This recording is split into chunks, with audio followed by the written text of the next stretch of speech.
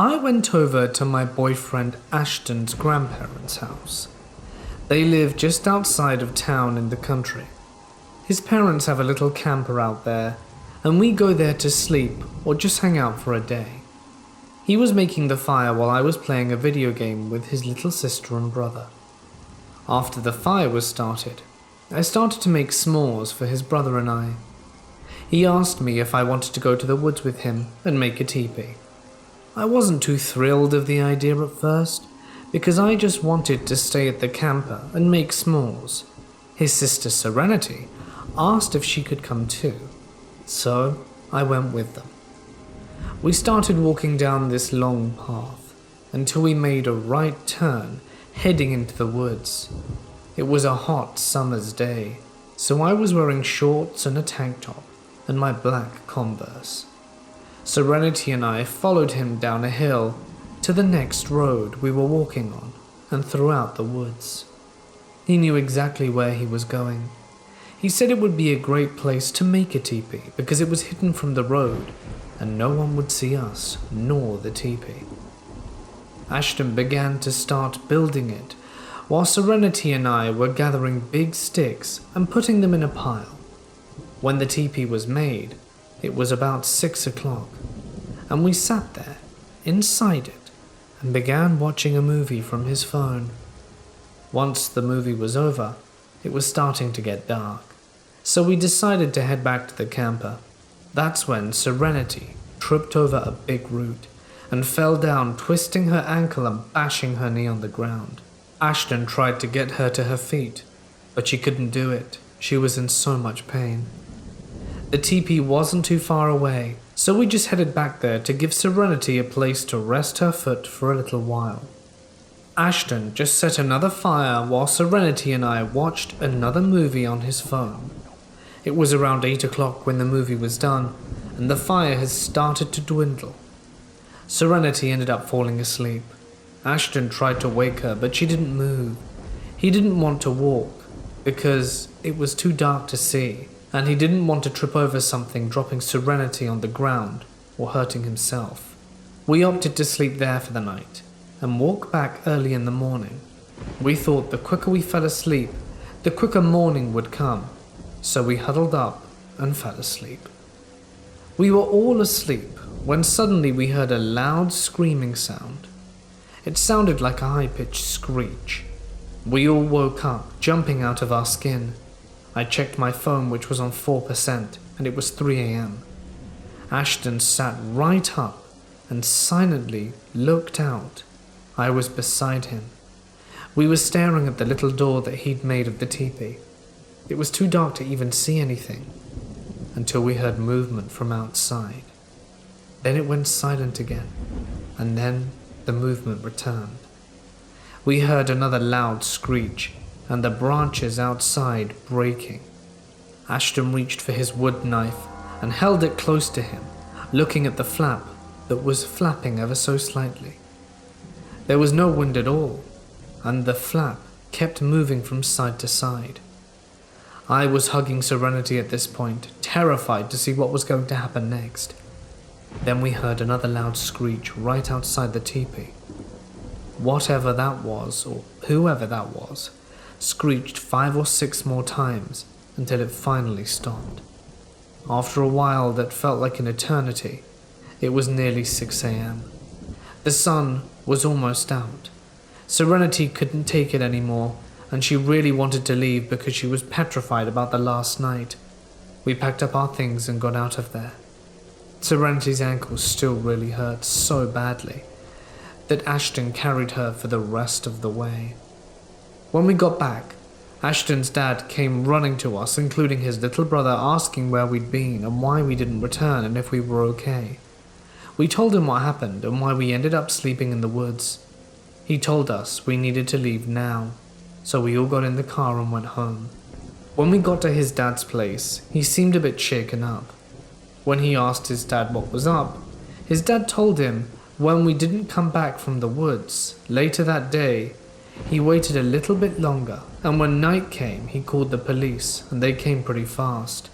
He told him that his son and daughter were missing along with the son's girlfriend, and the last place he'd seen us was when we were walking down the long road towards the bush. The officer then apparently told his dad to get inside and lock all the doors, and not to come back out until they got him. His dad was confused, but listened. A few hours went by, and that's when his dad heard the loud screeching sound coming from the woods.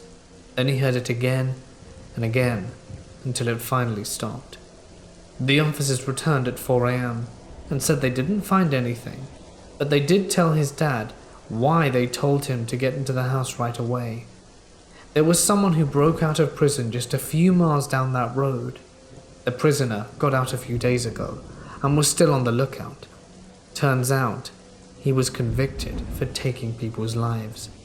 They thought he must have been hiding somewhere deep in the woods where no one would find him. His dad asked them what the loud screeching sound at 4 a.m. was, and the officers looked confused and asked what he was talking about.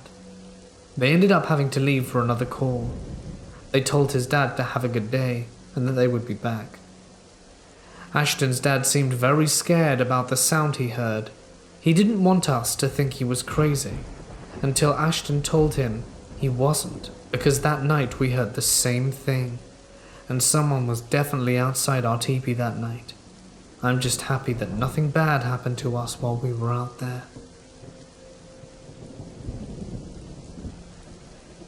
This happened in the late 80s. Hitchhiking was more common back then, but already in decline from when I was a lad. People used to do it all the time. Anyway, I was driving along the road listening to my tunes on the radio, when I see someone in the distance. It's a girl, no older than about 15, wearing what appears to be rags. Her clothes look so tattered, she surely looks homeless. I slow down my vehicle and unlock the car. I wait to see if she's going to come in, or at least say something, but she doesn't. So I lean over and roll down my window tentatively and look up at her. She's just staring at the ground. "Everything okay, miss? Do you need a ride?" She didn't say anything. So I said again, "It's quite cold out tonight. You know, I can take you to the next village if that's what you need." But again, she stood perfectly still. I was just about to pull off when I heard her move just as I was doing up my window, and she opened up the back seat and hopped in. "Where are we heading?" I asked, but she just stared down at her feet. "I'll drop you off at the next town," I said. She didn't respond. I must admit, a deep and impending sense of dread had overtaken me. There was something strange about this girl. She was just weird. There's no other way to put it. But she let off a seemingly dark aura, and it was frightening me.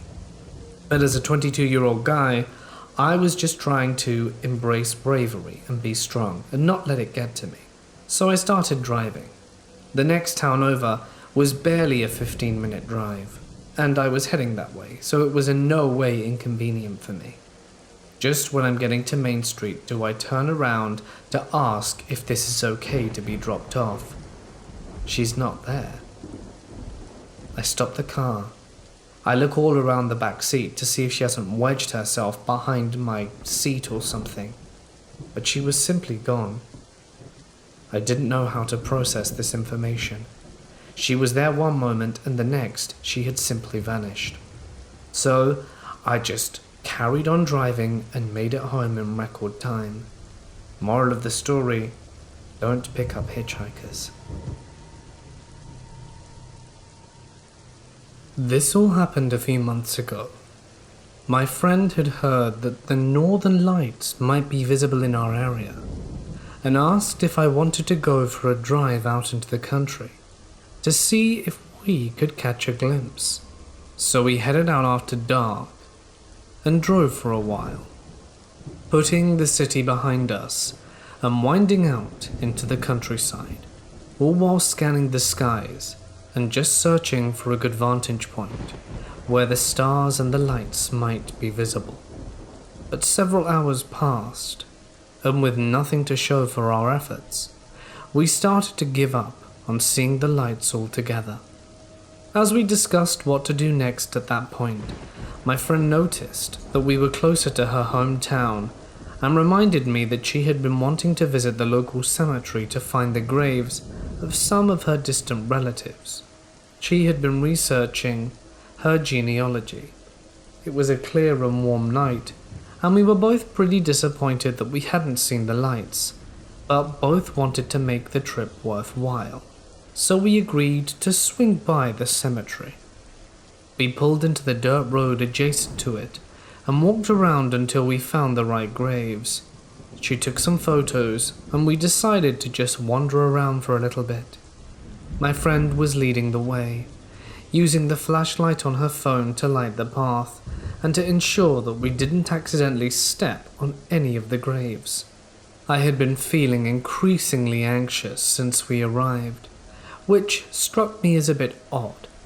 I have done several cemetery seriation projects as an archaeologist, and normally don't feel nervous in them, even at night. In fact, I usually find them quite peaceful and calming. But I really felt strange in that particular graveyard, and found myself frequently spinning around because I felt like someone was standing behind me. I just chalked it up to general anxiety and tried not to dwell on it. One of the problems with having an anxiety disorder is that it's sometimes hard to tell when your nervousness is justified, even in retrospect. I don't know if my anxiety was just in my head, or if it was related to what would happen next. After wandering for a while, we realized it was approaching 1 a.m. and that we should probably get back home. We turned back and headed towards the car. My friend's car was in sight, and she was a few yards ahead of me when it happened. I suddenly got a wave of that nervous feeling again, and thought that I heard someone running up behind me. I was starting to turn my head to look back, when I felt something collide with my back. The initial impact hitting me right between my shoulder blades. There was substantial weight behind it, as if someone had actually hurled something into me. The impact was so forceful that I was thrown forwards and fell flat on my face, and as I scrambled to get back up, I felt the weight pressing into my shoulders again and was shoved back down. I then glanced up to see my friend running towards me. She had also heard someone running up to us, had heard my initial fall, and had turned around just in time to see me being pushed back down. She would later tell me that she had seen my sweatshirt flattening against my back and shifting, as if someone had been pressing their back against my shoulders. She grabbed my arm to pull me up just as the weight disappeared, and we both bolted to the car, jumping in and instinctively locking the doors. She wasted no time starting the engine, and then hastily peeled out of the driveway. As soon as we hit the main road, we just sped away from there as quickly as possible. We drove for several minutes without saying a word. I think we were both stunned and more than anything confused. She finally glanced at me and said, "What the hell just happened?" I don't quite know how to answer that. I told her that someone had shoved me to the ground, and she said, "I know. I saw. But what was that? There was nothing there." We tried to come up with a rational explanation, but none of them made any sense. Had someone ambushed me and then bolted? Definitely not. We would have seen them. Had I tripped? No, I had definitely felt something pushing me, and my friend had seen me being shoved back down. Had it been the wind? Not possible. There hadn't been so much as a breeze that night, and if there had been some freak gust of wind, it would have hit my friend too. Perhaps an animal had attacked me, but that didn't seem possible either. There were no local large animals big enough or strong enough and stealthy enough to topple a fully grown human without being seen. I had been in full view of my friend, illuminated by her flashlight, during the second fall. and the weight had remained at my shoulders even as she was coming right up to me. She should have been able to see whatever had been pushing me. If nothing else, an animal would have cast visible shadows beneath the glare of her flashlight. But there was nothing. We couldn't explain it. Whatever had pushed me twice, it had not been visible to us. As the adrenaline faded, I noticed something else. My back hurt, right between my shoulder blades, right where I had felt the impact. I could feel a sort of stinging, prickly sensation. It just felt like my back, despite being covered by my sweatshirt, had somehow been brushed with stinging nettles. I mentioned this to my friend, and she insisted on pulling over the side of the road to look at my back. She switched the hood light on in the car and pulled the collar of my hoodie down to look. I heard her murmur, "What the hell?" She took a photo of my back and showed it to me. The skin between my shoulder blades was reddened, and several little blisters had started to appear. In the days that followed, the blisters would later swell up and pop. It was as if I had somehow gotten a sunburn or a bad chemical burn. There weren't any scratches or cuts. There were no opened wounds, no blood. It was a relatively subtle mark, but it was clearly there, and it baffled us. We certainly could not figure out how I'd been burned.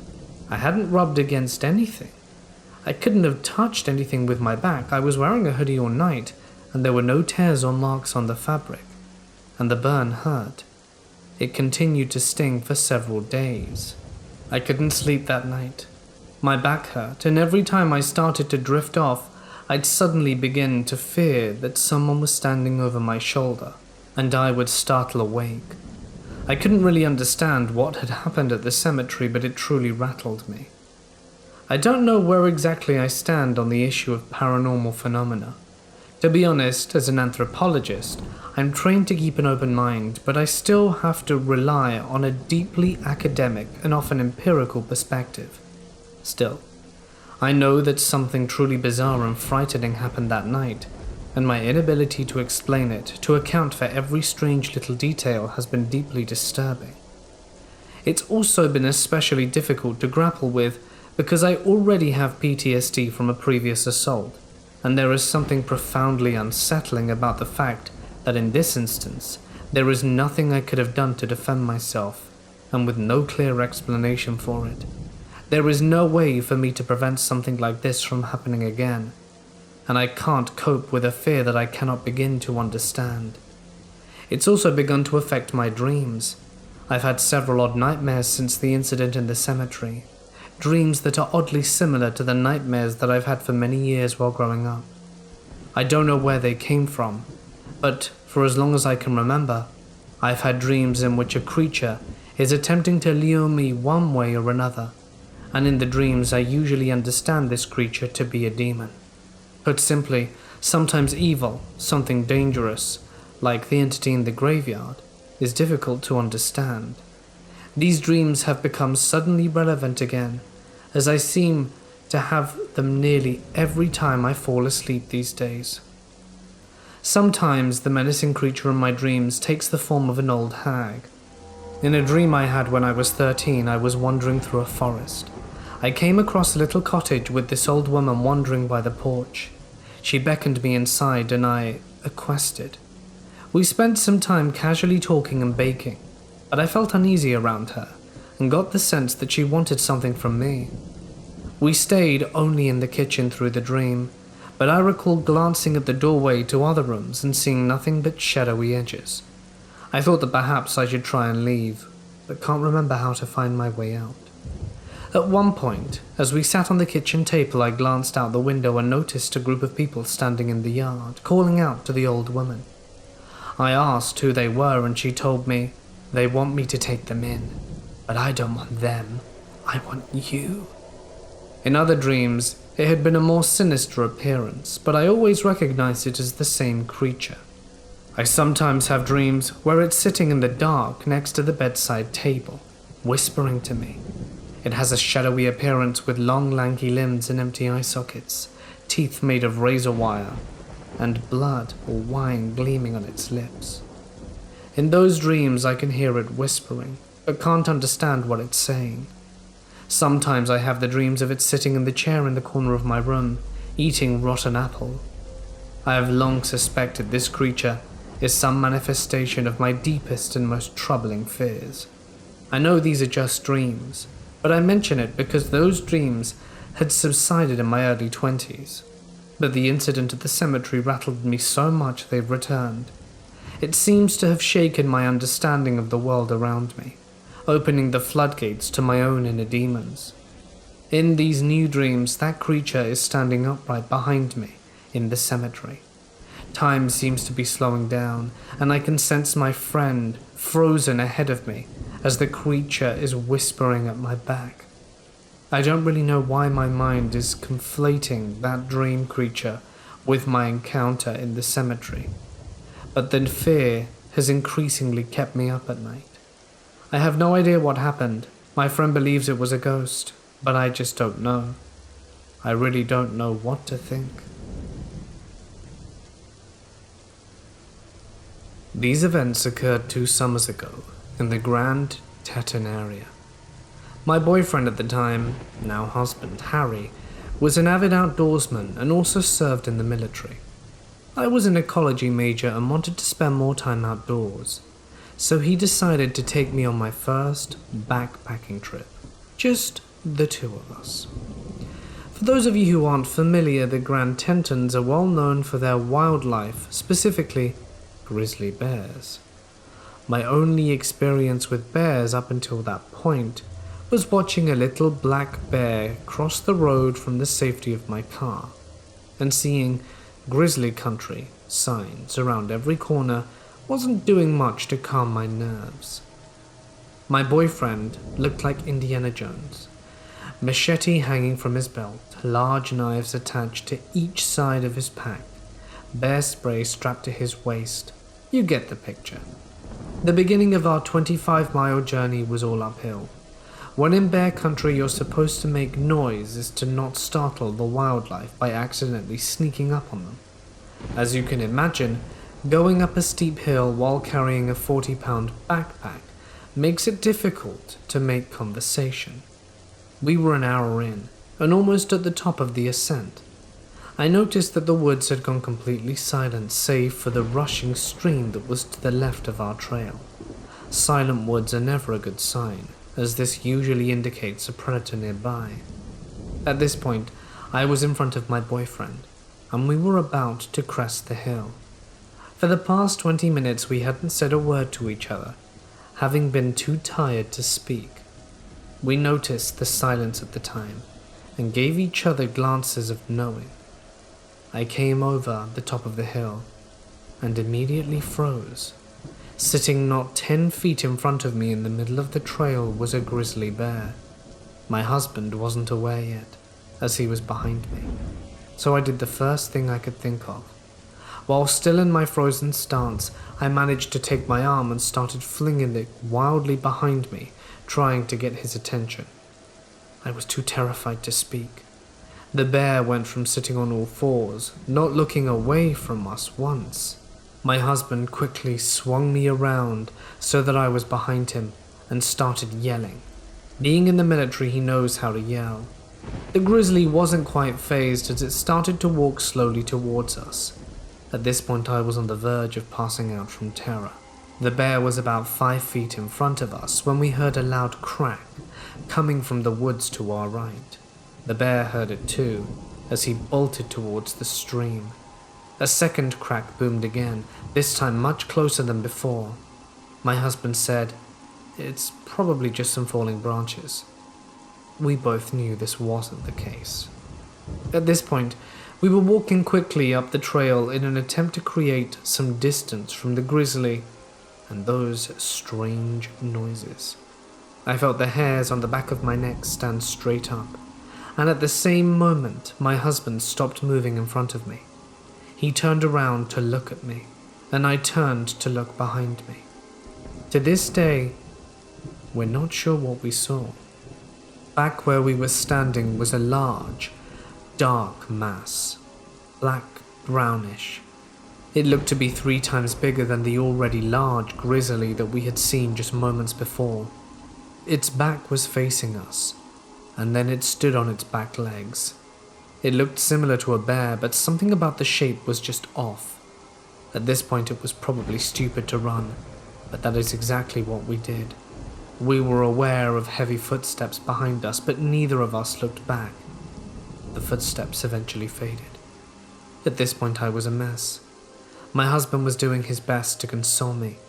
"Honey, this is extremely unusual. The bears usually stay away from humans. We're gonna be okay. I'm sure this won't happen again." That was enough to convince me to continue on the backpack. Not another hour later though, we reached a clearing where we decided to take a rest and eat a snack.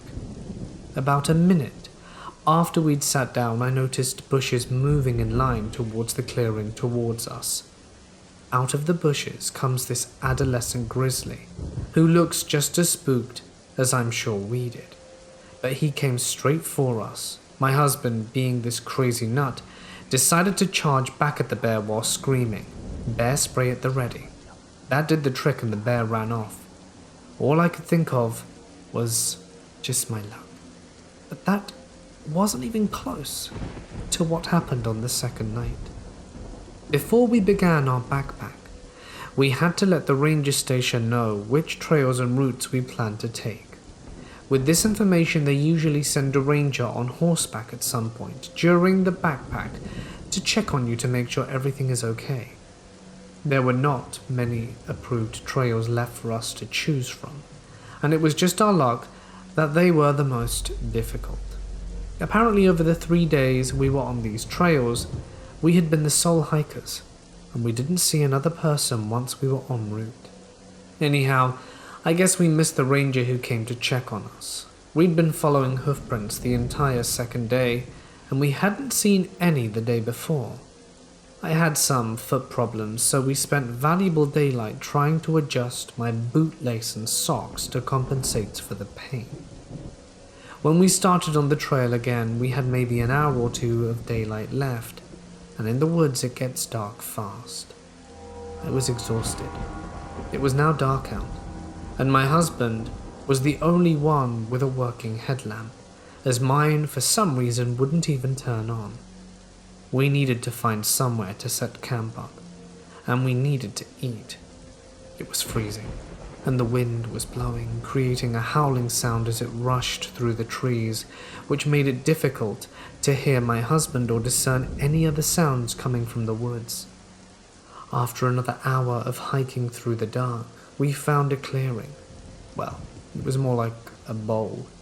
It looked to be about 200 meters in diameter, with the sides being about 10 meters down from the trail to the bottom of the clearing.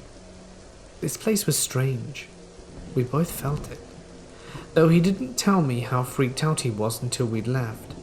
There was no moonlight, so all the illumination we had was from his headlamp, our small camp stove, and the flashlight that I fished from my pack. Half of the trees were dead or fallen just in the bowl. The vegetation everywhere else was very dense. To help alleviate my anxiousness, he started playing music out of his portable speaker. This didn't help much as it just echoed off the trees, creating a dissonance of sound. He also thought it would ward off any nearby predators. This is where we knew our anxiousness wasn't paranoia. The silence was back. There hadn't been a single bird chirp since we arrived at the clearing. It also may have had to do with the obnoxious music, but because of our previous experience, we decided to turn off the music and head into the tent. It was freezing. As soon as we were situated in our sleeping bags, we heard deep cracks and thuds echoing from beyond the tree line. Were they falling trees? There had been a lot of wildfires and very little rain this season. There was a thud. We both froze. That sound wasn't an echo. It came from inside the clearing, definitely not a falling tree. There was another thud. It came from right outside our tent. We both stopped breathing. His hands found mine, and we clung to each other paralyzed. Something dragged across the outside of our tent, making an indent as it went along. It was thin, almost like a finger. "What is it?" I whispered, shaking. "I don't know. Shouldn't be a person. We're the only ones on this side of the mountain." I was trying my hardest to stifle sobs, trying to listen to what was outside. I could hear steps, but couldn't decipher what it was. The steps stopped, and then the whole side of the tent was slowly pushed inwards. At this point, whatever was outside knew we were inside, so I flashed my flashlight at that side of the tent. What I saw made my blood run cold. It was in the shape of a human face, pressed into the tent wall. I could make out the nose and open mouth. Each time they breathed, it made the tent around their mouth billow in and out. My husband said, "Screw that," pulled out a Glock from his sleeping bag, cocked it, and the sound shattered the silence. The face pulled back and we heard fast footsteps heading towards the edge of the clearing. We didn't leave the tent until the sun was shining the next morning. The first thing we noticed was the smell of urine. We came out of the tent and looked around. Whoever it was had peed on our coals we had left in the fire, leaving a disgusting stench of evaporated pee. Footprints surrounded our tent, circling around multiple times. Muddy handprints decorated the outside of our tent. We think it was mud anyway. The takeaway? Wildlife is not the most dangerous thing in the backcountry.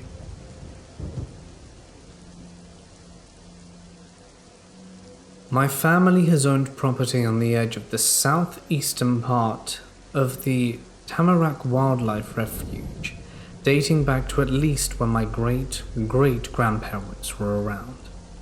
The property itself is absolutely massive, with 3 fields, a lake, and a forest all around it.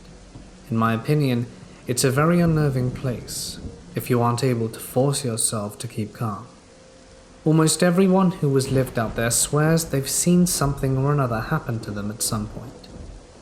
Between 2001 to 2004, somewhere between late spring/early summer, when I was between 6 to 8, my dad and I had stayed at one of my cousin's homes, out there for the night. My cousin had gotten up early to go fishing and my dad had went to town for breakfast. He had asked if I wanted to go, but I said no, as I wanted to play video games. After what felt like forever, I was starting to get anxious and began wondering where everyone was, as there were 6 different houses out there at the time, and I hadn't seen anyone walk up or down the driveway all day. So I walk over to the kitchen window and look outside and notice what seems to be a rather large, very pale boulder. I had to do a double take and thought to myself that I hadn't ever noticed a boulder there before.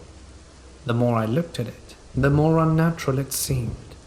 It looked like some humanoid hunched over on its legs, with its arms bent over its knees, kind of looking like T-Rex arms, but that's the only thing I can think of that it was similar to. I couldn't really see its face that well, but from what I saw it appeared to be blurred. This thing could have easily been at least 6 feet tall if it stood up. Now I was easily frightened as a child, but I had never felt terror like this before. I was overcome with dread and began to silently cry instantly. I crouched down under the windowsill, pressing myself as far against the wall as I could, scared out my mind, hoping my dad or cousin would come back. After what felt like forever, I heard a car driving up the driveway and looked. My dad had returned. I bolted outside nearly in hysterics, telling him what I had seen. I pointed to where it was, but nothing was there. One of my cousins, different from the previously mentioned one, lived further down the driveway, was walking with her boyfriend while it was dark. She had decided to play a prank on him as he was easily startled, and ran further down the driveway into the woods to jump out at him. She sees him turn on his flashlight in the distance, and he starts to call her name out. She gets a little closer to observe him and sees him start to walk into another part of the woods. "What the hell are you doing?" she asks. He turns around and was terrified and told her they need to leave now. She wanted to go see what he saw, but he insisted they go back to her house. Once there, he told her that he saw a pale creature with her face beckoning him into the woods. Present day. Earlier this week, the cousin I had mentioned in the previous paragraph went out to the driveway. She had moved in the 2-year gap with someone who was more sensitive to feeling an area, if that makes any sense. But they went out there and drove up and down the driveway, stopping at various spots, never getting out the car. They had stopped outside the house, and her friend began tensing up. Without prior knowledge of what I had seen before, she began to describe the same creature to my cousin. Naturally, they got the hell out of there for the night. They went back a day or so later, and it was just tense out there. They parked in front of my cousin's old house, and that's when it hit the fan. There was nothing but a feeling of malice coming from the woods to the left of them, and they both saw something big next to the car peering in. They don't know if they just psyched themselves out or what, but they left again. My cousin then told me about their experience, and me being driven to figure out what the hell this thing is that we've seen, asked to go back out there with them. So last night, my younger sister and I met up with them, and we all drove out there. My cousin and sister were kind of tense and apprehensive about going out there, as my sister has never felt comfortable there at all. We had the heat on in the car, as the girls were all cold while I was roasting. We get out there, and my cousin's friend and my sister both said that it felt very calm and still. We drove up to the top of the driveway, and parked for a moment, and decided to head down to the main field in between where I saw the thing and where my cousin's boyfriend saw it. We parked there, and after a moment everything got incredibly tense.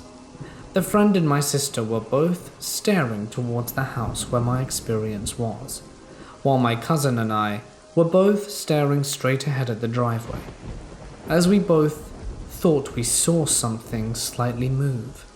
We sat there for a good 15 minutes before all of a sudden deciding that we need to leave that instant. I was very calm the whole trip, but after we left the field, I was suddenly freezing. The friend was kind of freaking out about something watching us and following us to the forest on the side. Once we got back on the main road, I felt a little sick, but only briefly. Then I wasn't freezing any longer. We have no plans to return to the property after dusk, at least not to investigate what exactly happened. But the events have us all confused. Any insight would be greatly appreciated.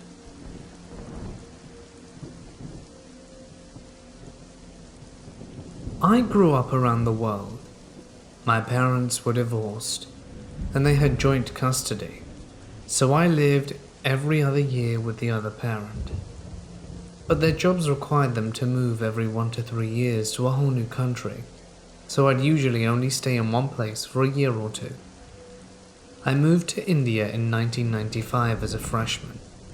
This was the largest school I'd ever been to. I was fat, pimply, and scared of the new school. I'd always been good at making friends, but this school was harder. Most of them lived here their whole life, so it's hard to break into those circle of friends. But a large portion was similar to me, kids that moved often, although not as frequent, so they weren't as receptive to new kids either. Every fall we did something at the school called a mini course, where everyone in high school had to sign up for a 5-day field trip. There were tons. It was a big school, and seniors got priority of course. Some trips were like sailing the Ganges, or hiking some mountain, or riding trains to Agra. I can't remember, except the 2 I went on. In freshman year, I went rafting the Ganges. It's exactly what it sounds like. 6 kids in a raft, with an experienced rafter, and we went down different portions of the Ganges, and camped in tents. There were two sophomores, RJ and Steve, and they were snooty rich kids, pompous and arrogant. They seemed to take a real liking to picking on me. I'd been picked on before, but this was rough. One morning they tied my clothes together and threw it in the water, tied it to a branch and stuff like that. The chaperone was kind of a jerk too. He asked me who did it and I said, well, if I can't prove it, what does it matter? And he said, that's what I want to hear. I mean, he had heard and witnessed the harassment and never intervened. I was never one to tattle. That's just not something I was raised to do. Anyway, it sucked. The rest of the year I didn't have any problems, but every time I saw these two, they always did or said something that just upset me. We're just general bullies. Slapping my lunch out my hand, unzipping my bag so my books would fall out, that kind of stuff. Over the summer, I hit a growth spurt, went on diet, and shot up 5 inches in 6 months. And with good food and exercise, I was looking pretty good.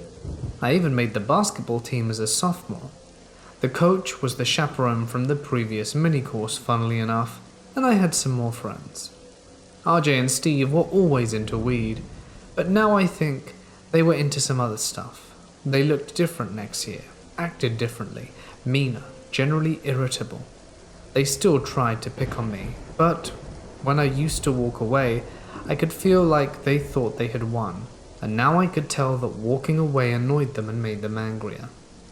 The mini-course came around, and Coach wanted me on cycling some mountain ranges or something like that, and he thought it would be good for my conditioning. So I went, and sure enough, RJ and Steve were on the trip as well. I had the room next to them at the hotel, and it reeked of weed the entire time. Then we'd go and ride some portions of the hills, then back again, and they'd be smoking. At dinner and stuff, they would make jokes about me, and I kept ignoring them until one of the seniors berated them for being bullies. They loved it. They laugh, and really I think they just loved the attention.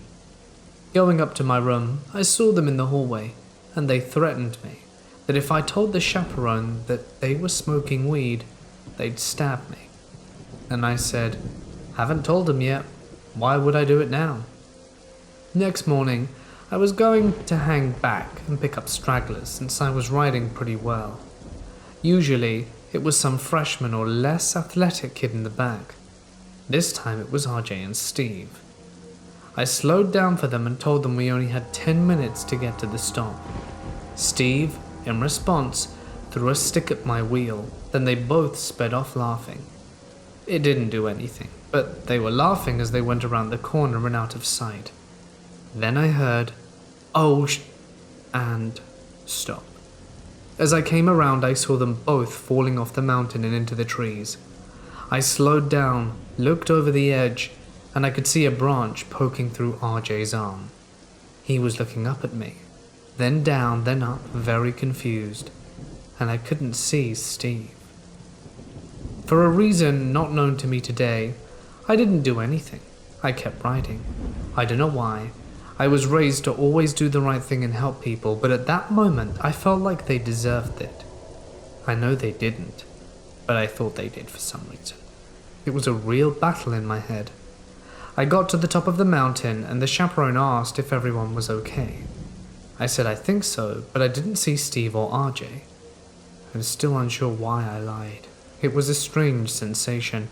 It was so natural to me, I didn't even feel like I was saying it. The chaperone rode back down the mountain to find them. The other chaperone guided us back to the route we were doing. When we got back to the hotel, they were loading RJ and Steve into a van. This was about 2 hours later.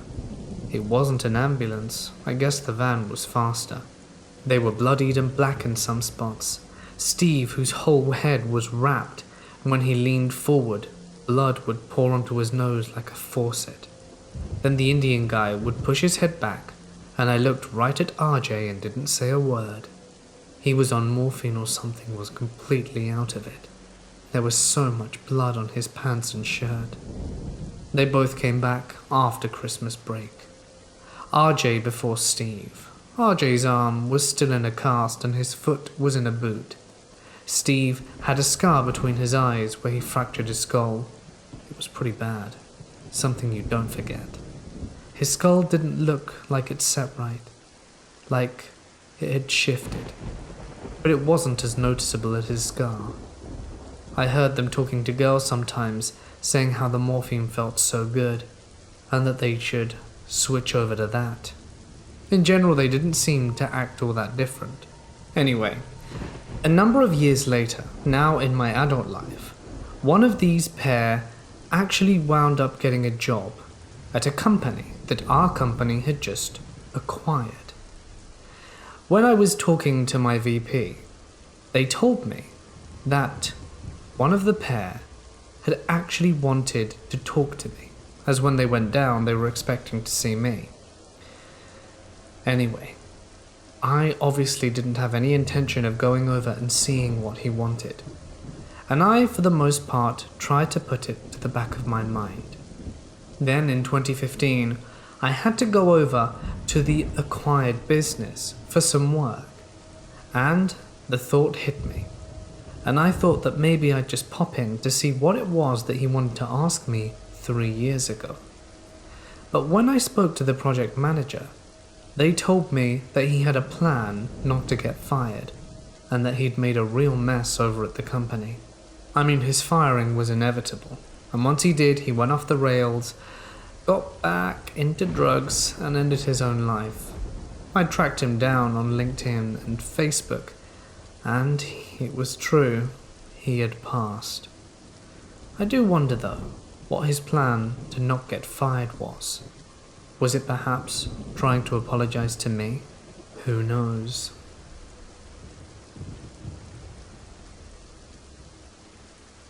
This happened a little over a year ago, on a Sunday early in the morning. I live in the suburbs, but my parents own a farm that I enjoy going to because I get to see my dog, Molly. She's a mutt, but she's not a tiny dog by any means.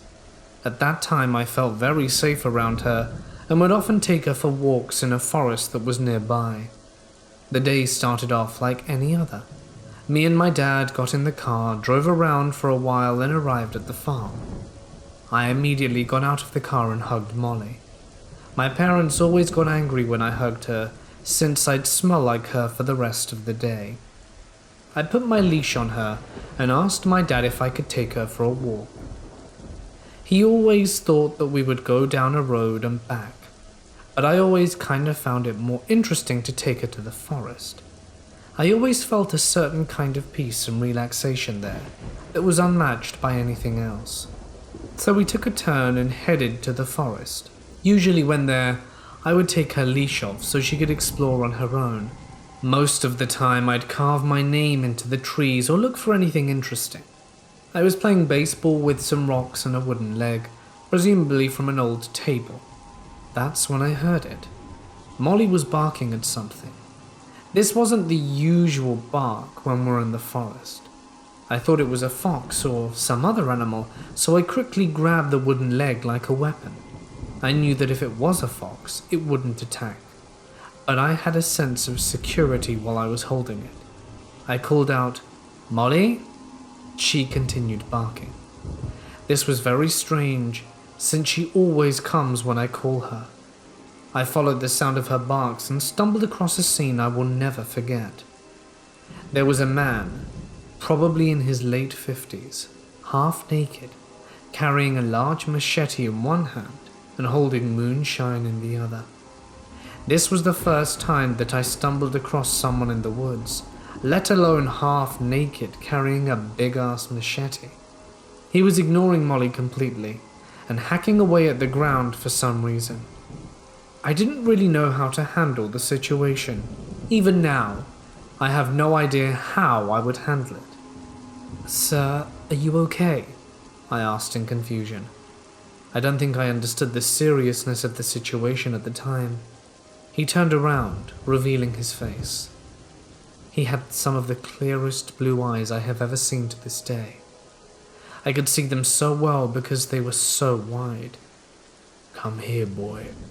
Look what I've dug up." I was afraid that I didn't listen to him, he would start to chase me, and that was something I wanted to avoid at all costs. I got closer but kept a good distance. I didn't see anything except for an empty hole. He returned to hitting the ground with his machete, occasionally taking sips from the bottle. I used this window of time to get my dog and started walking away slowly, as to not notify him that I was leaving. But then I took one final glance at the man. His head was dug deep in the hole. I was intrigued, so I kept looking. I know it was foolish of me. He got up from the ground, and I was shocked when I saw him carrying a bone in his mouth. I have no idea which animal it belonged to, if it even did belong to an animal. I had seen enough and began sprinting away with my dog. As we ran, I heard him laughing, and that's when I saw something flying from the corner of my eye. It was the machete. I heard him yell, "Damn it!" This made me run even faster. I knew the forest very well, so I wasn't afraid of getting lost. I ripped through branches and bushes until I got out of there, and didn't stop sprinting until I arrived at the garage, where my father was testing out lights on our tractor. I didn't tell him a single thing about the man, since I was afraid that he would get angry and would never allow me to walk Molly anymore. Needless to say, I never went to that forest alone again. Man with the machete and bone in his mouth, I have no intention of coming across you again.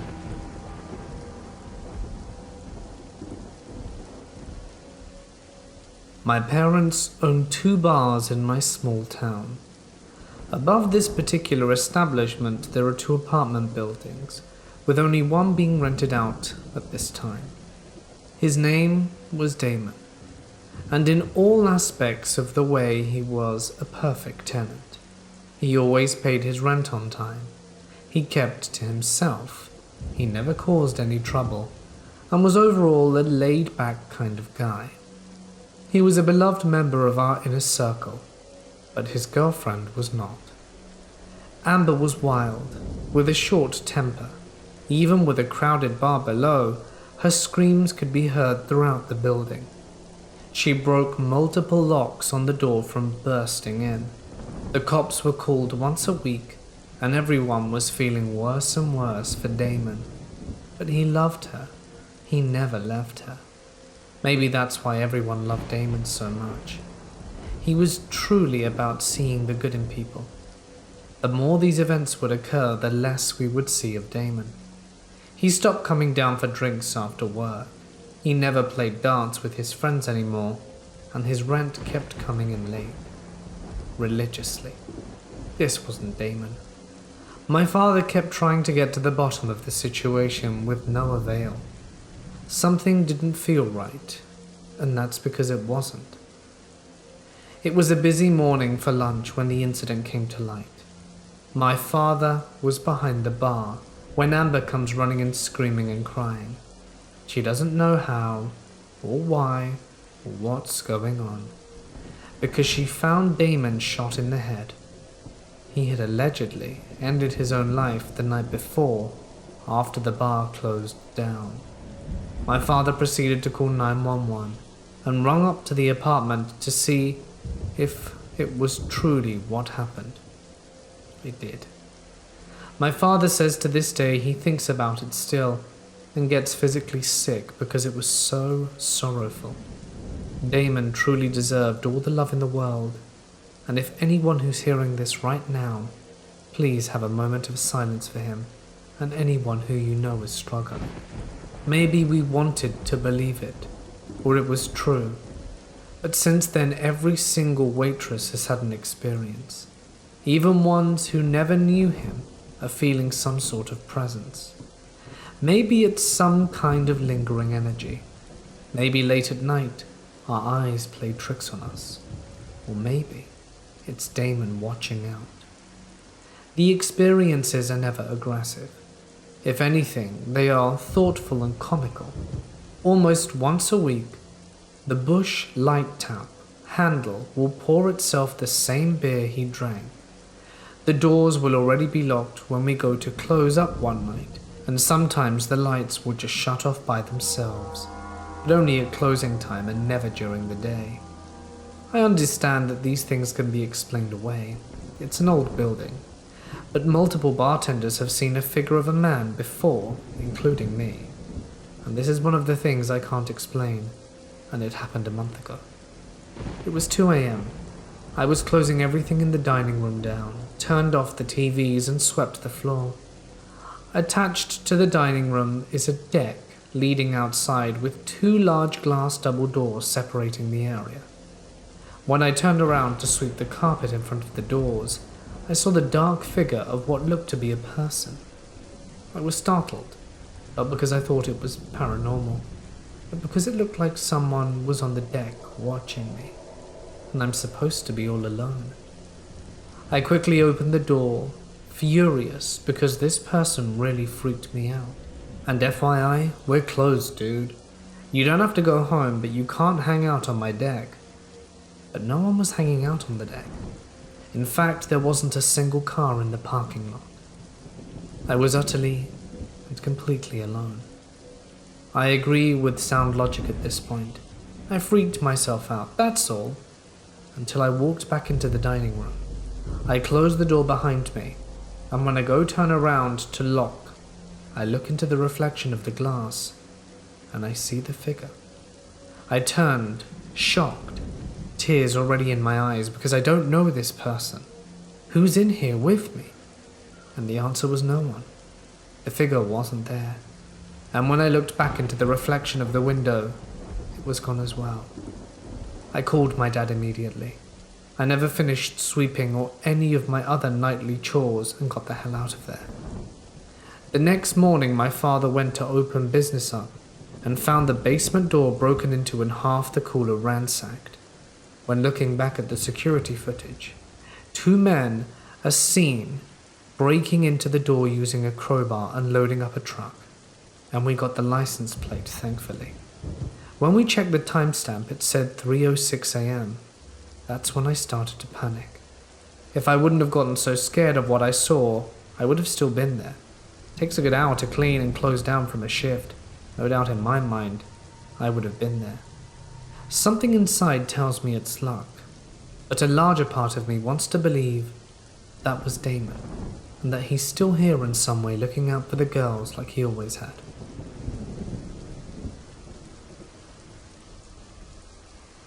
This happened about 3 years ago, when some friends and I went hiking on the Appalachian Trail in North Carolina, close to Boone but still a good 30 minutes drive from the start of the trail.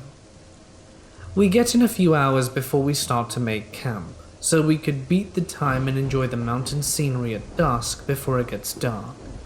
We set up, tie our food and things in the tree, roll a joint, crack open a few, and enjoy the mountain face overlooking the valley. Truly, the Appalachians are drop-dead gorgeous. Then we hear it. There's just this blood-curdling scream out of nowhere, and it seemed to come from our east, opposite from our campground and the trail. We were all immediately freaked out, with a couple of us yelling out, and 1 or 2 pulling out their pistols. We all just stand frozen for a moment, then we hear it again, and then silence. Like that horror movie silence when everything, the trees, the birds, and the wind, just stop. You could hear everyone breathing, like it was in your ear. None of us had cell service, and it was too dark to make our way to anything like civilization. So the 4 of us just holed up together without sleeping until daybreak. Still a bit freaked, we made our way back to our cars in the parking lot.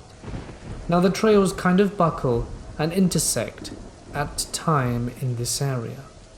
So we get back, and we'd come close to where we heard the origin of the scream. And lo and behold, we found cougar tracks. We hurried back and contacted the local ranger station to let them know. And the ranger sighed and said, "Yeah, you're not the first to tell us this. So bottom line, those big cats aren't gone."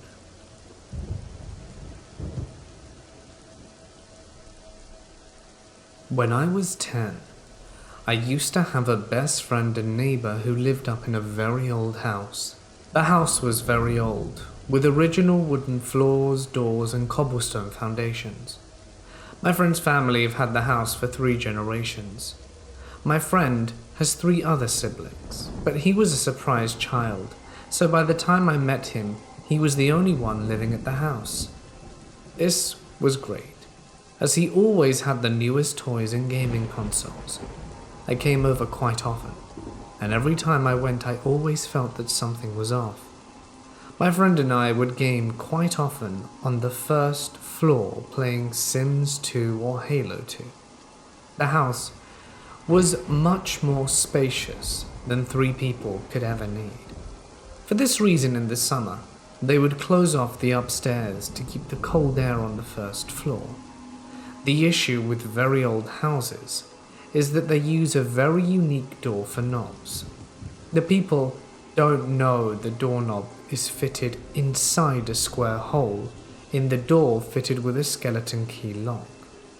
Through the years, the doorknobs have been lost, leaving only 2 doorknobs to unlock doors around the house. That means that the doors upstairs had no way of opening, as they had no door handles. While me and my friend would play our games, frequently we would hear heavy footsteps moving throughout his old sister's room above us. I asked my friend about it, and he said that it's something that has been happening for ages, and he believes it is due to squirrels in the attic. Normally, I would be inclined to agree, but this felt like heavy boots dragging themselves through the 2 rooms above us, and you could follow the sound as it walked through them. We were in his home a lot by ourselves, as his father owned a construction company on the outside of his property, and his mother worked during the day. This left me very suspicious, as there could be no one in the house other than us. This would happen quite frequently, as my friend had learned to do. The next experience, however, shook me and my friend to the core. Like any other day, I came to my friend's house after school to play games. My friend and I were getting through the last mission of Halo when all of a sudden a huge bang came through the hallway leading to the stairs. This area was closed off, with the remaining doorknobs for the original doors. We turned the corner to discover that the door was wide open, with said doorknob laying on the floor next to it. My friend and I nervously chuckled and thought that his dad may have stayed home, as his room was next to the stairs. We went up the stairs to find that all the doors were open. These doors had no knobs and had no way of opening by themselves. At this point, the hairs on the back of my neck are standing up, and me and my friend are staring at each other. At this very moment, we both flinched as we heard the all too familiar boots dragging themselves through the connected bedrooms. It dragged closer and closer to the doorway. I was petrified, praying that my friend's dad pops up on the other side. Just as the culprit was about to come into view, the footsteps stopped, and there was nothing. At this point, me and my friend jolt into action and vacate the house as fast as possible. We booked it all the way to my friend's dad's construction warehouse, and we found his dad there and told him we think someone got inside the house. He came back with us to find nothing stolen and no signs of anyone being there, though we go up with him to find that the doors that opened followed the direction of the footsteps we could hear moving through the 2nd floor constantly. I never experienced anything like that since, mainly due to both of us deciding to never stay in the house longer than we needed to. To this day, almost 12 years later, I still have no idea what I experienced that day. It did not feel like a poltergeist or anything demonic, but it did give me the vibes of not being welcome there, as well as goosebumps. Whatever had the strength to open those doors shook me to my very core and made me a believer.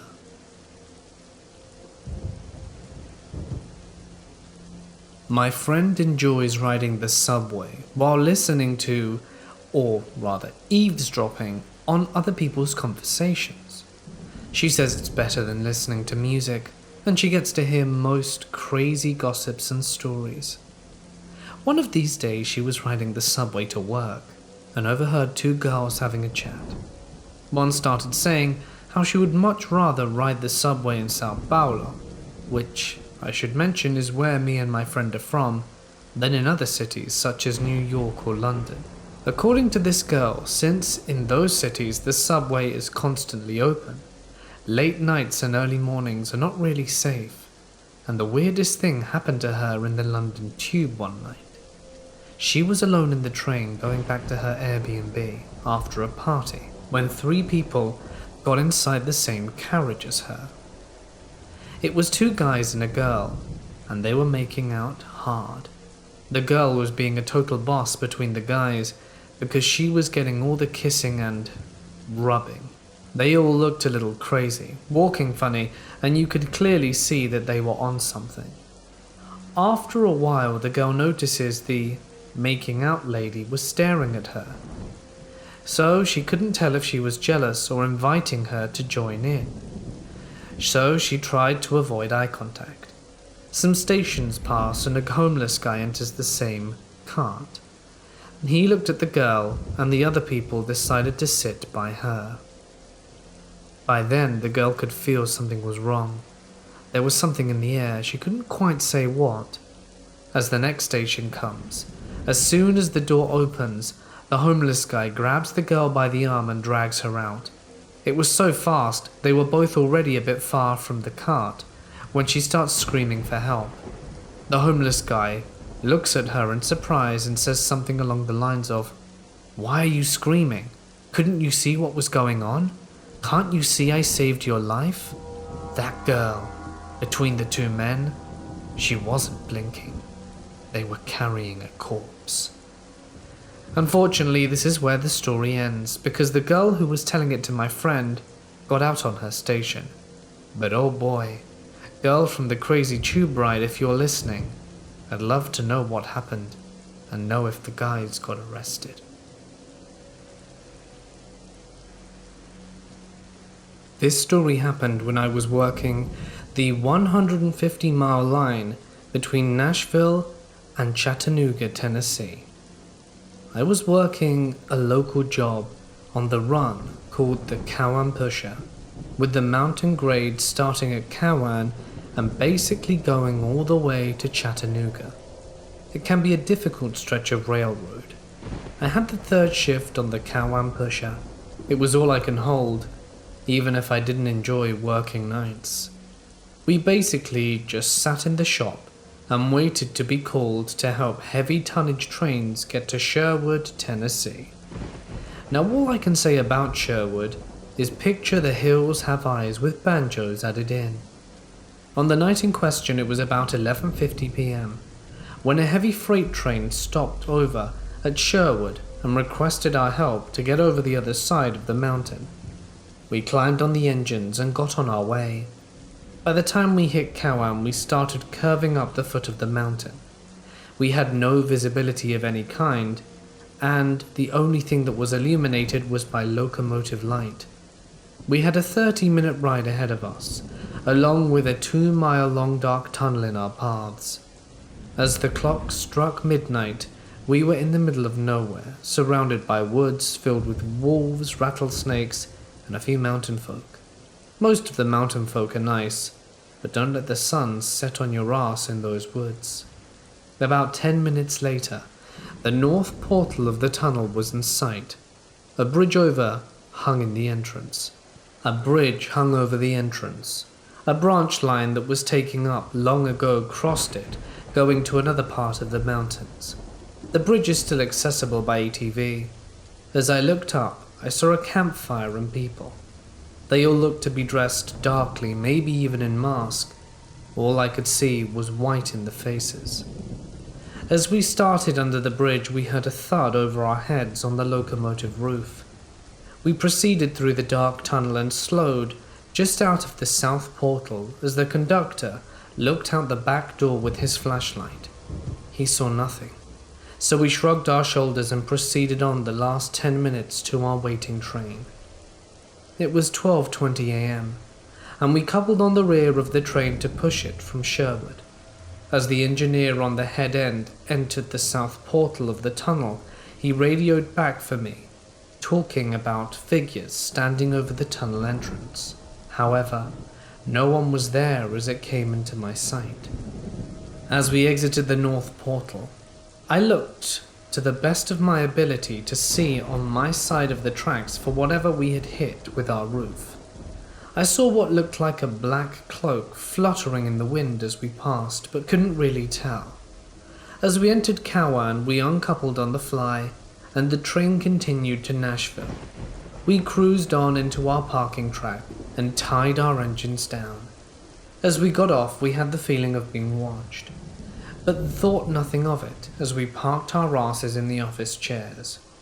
We had no more work for the rest of our shift. We spoke and napped on and off until about 3 a.m., but never shook the feeling of being watched. So we stepped outside, and I put a pinch of my drip in my lip, and my conductor lit a cigarette.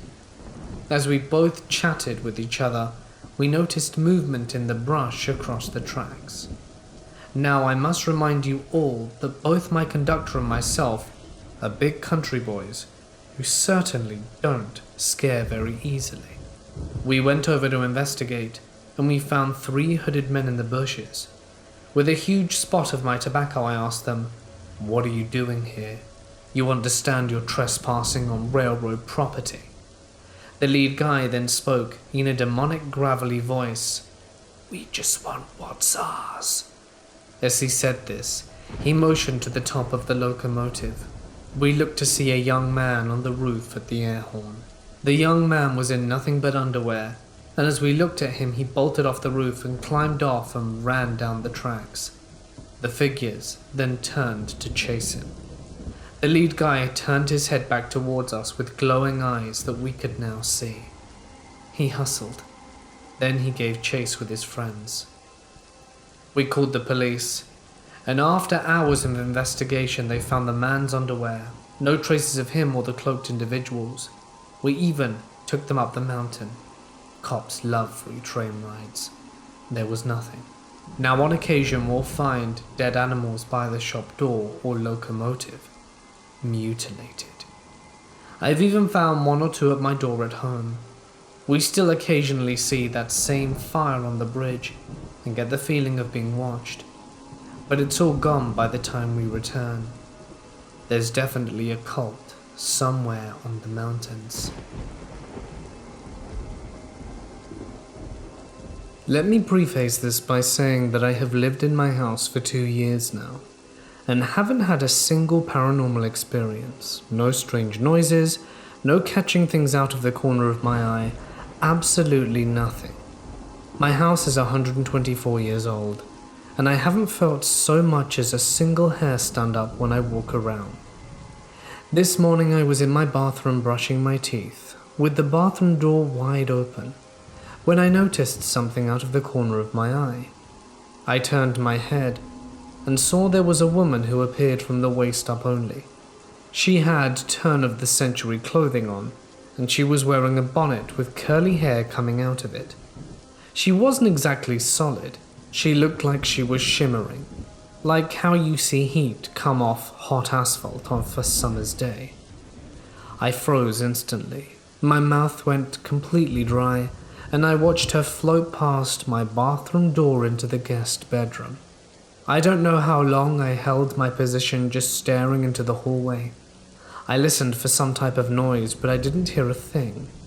When the initial shock wore off, I went out into the hall and looked into my guest room, but there was nothing there. I know what I saw, and it caught me completely off guard, as I've never experienced anything like this before. I did believe in ghosts before all of this, but now I know without a doubt, it's a real phenomenon.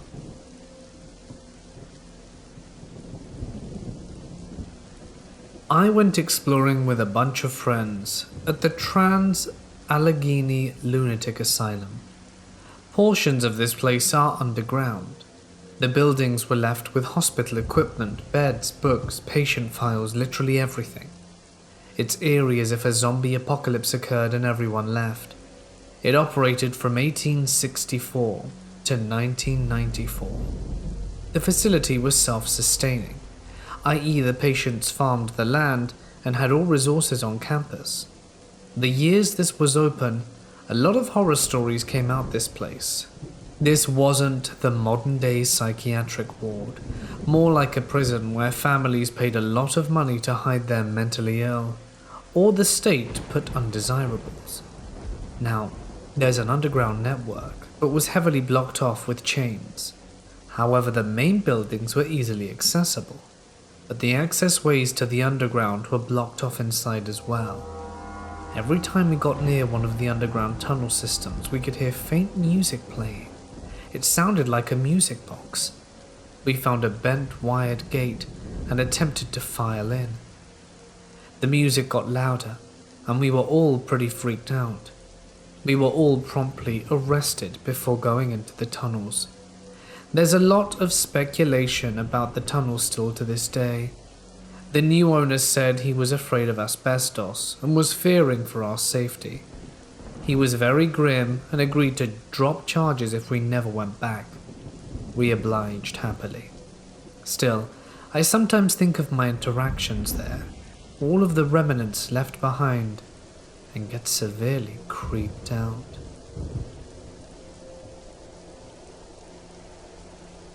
Next story by Adam Milanovic.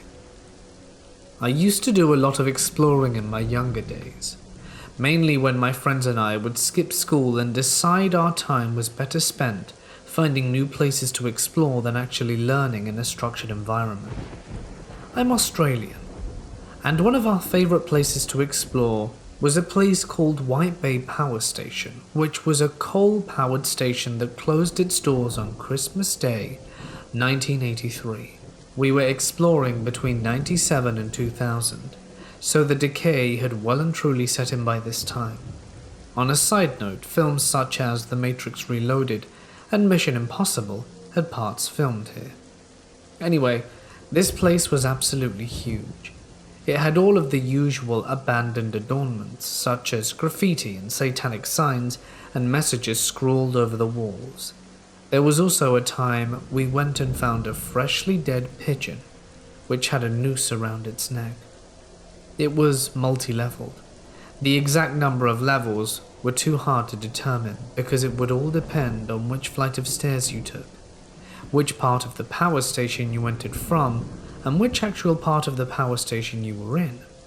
On some flights of stairs, you could be 8 floors up and be able to see through the metal staircase you were standing on due to it decaying from rust. The most dangerous thing about this place was the way some levels would just drop off. There would be a big concrete platform, then nothing, no railing or anything to stop you falling off. There was also a door which we opened that took us to the roof. A roof I nearly fell off of because I got dizzy from the sheer height of it. Though the scariest part of the whole power plant were the big chutes that they used to store the coal in. This is hard to explain, but I'll try my best. Imagine having 2 thin metal catwalks on either side of the huge metallic voids. You couldn't see more than 4 feet in front of you on the catwalks because of the sheer darkness, and on the inside of the voids that the coals were stored in. You couldn't see more than 4 feet in front of you on the catwalks because of the sheer darkness, and the inside of the voids that the coal was stored in were the blackest darkness you can imagine. So basically standing on these catwalks were much like walking the plank, except you can't see anything in front of you, and if the floor below you gave way you were done for. We also used to frequent old train tunnels in Sydney. It was quite startling to be walking through a pitch black tunnel. Came around the bend to see the light from the other side, with the figure of a person walking towards you. This used to happen often, as the homeless and drug users would take refuge in the tunnels to either get out of the elements or to get high. Funnily enough, some of the best tunnels were put back in use for the 2000 Sydney Olympics, like tram services, and now they're all cleaned up and well lit. Another type of place we used to explore a lot were underground canals and drainage tunnels. We got so good at mapping them out that we knew which tunnels to take to get us as close as possible to the fast food outlets for lunch. We found one weird tunnel one day. We were walking along and noticed an offshoot, which made us drop to our knees and crawl. At the end of this tunnel, there was what I could only describe as a small water reservoir. The water in it was only about an inch lower than the pipe we were in, and had a newish-looking ladder about 5 foot away on the left side of the pipe we were currently crouched in, and in a metal grate above it. We had to maneuver ourselves on an angle right to lip the pipe and jump to grab the ladder and climb out the gate. We found out pretty quickly that the whole thing looked so new because we were now standing in someone's backyard.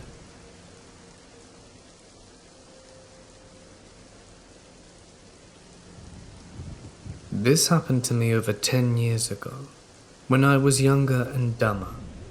I made a bad decision that night, which could have ended very badly. For a long time I tried to just block it out my mind and pretended like it never happened. Mostly because I felt stupid for having put myself in that situation. But lately, I've thought about it more often. I guess because now I would have handled it differently. I met Jay online. At the time I was feeling a bit sad because things hadn't worked out between me and someone else that I had been seeing and developed some feelings for. So I was feeling vulnerable. We lived in different countries, but my parents were from his country, and we would travel there every year. I told him this when we first started talking, and he seemed interested in continuing to chat with me, even though we lived far away. It seemed alright at first. I even told him we were traveling there in just a few months, and he said he would like to go for coffee with me when I was in his city, as I would typically go there and spend a few days since I have family. I was okay with that, because he seemed like a normal guy. That is, of course, until things started to change. Not 1 week into talking, his conversations became more aggressive and sexual. Where we were on Skype one day, he asked to see my jugs. Obviously now, I would block him straight away, but back then I didn't. I declined, and he got mad, manipulating me, telling me I didn't trust him and the like. I knew he was being obscene, but I was starved for attention, even if it was in that form. I rationalized his behavior to myself that maybe he was just teasing me, or he had a bad day. Obviously, deep down, I knew I was just making excuses for him.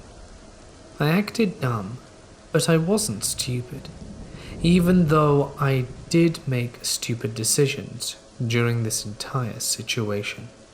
For a while, he didn't talk to me. I figured he just wasn't interested, and that was that. And, to be honest, I didn't really care. Maybe a month or so later, I get a friend request from him on Facebook.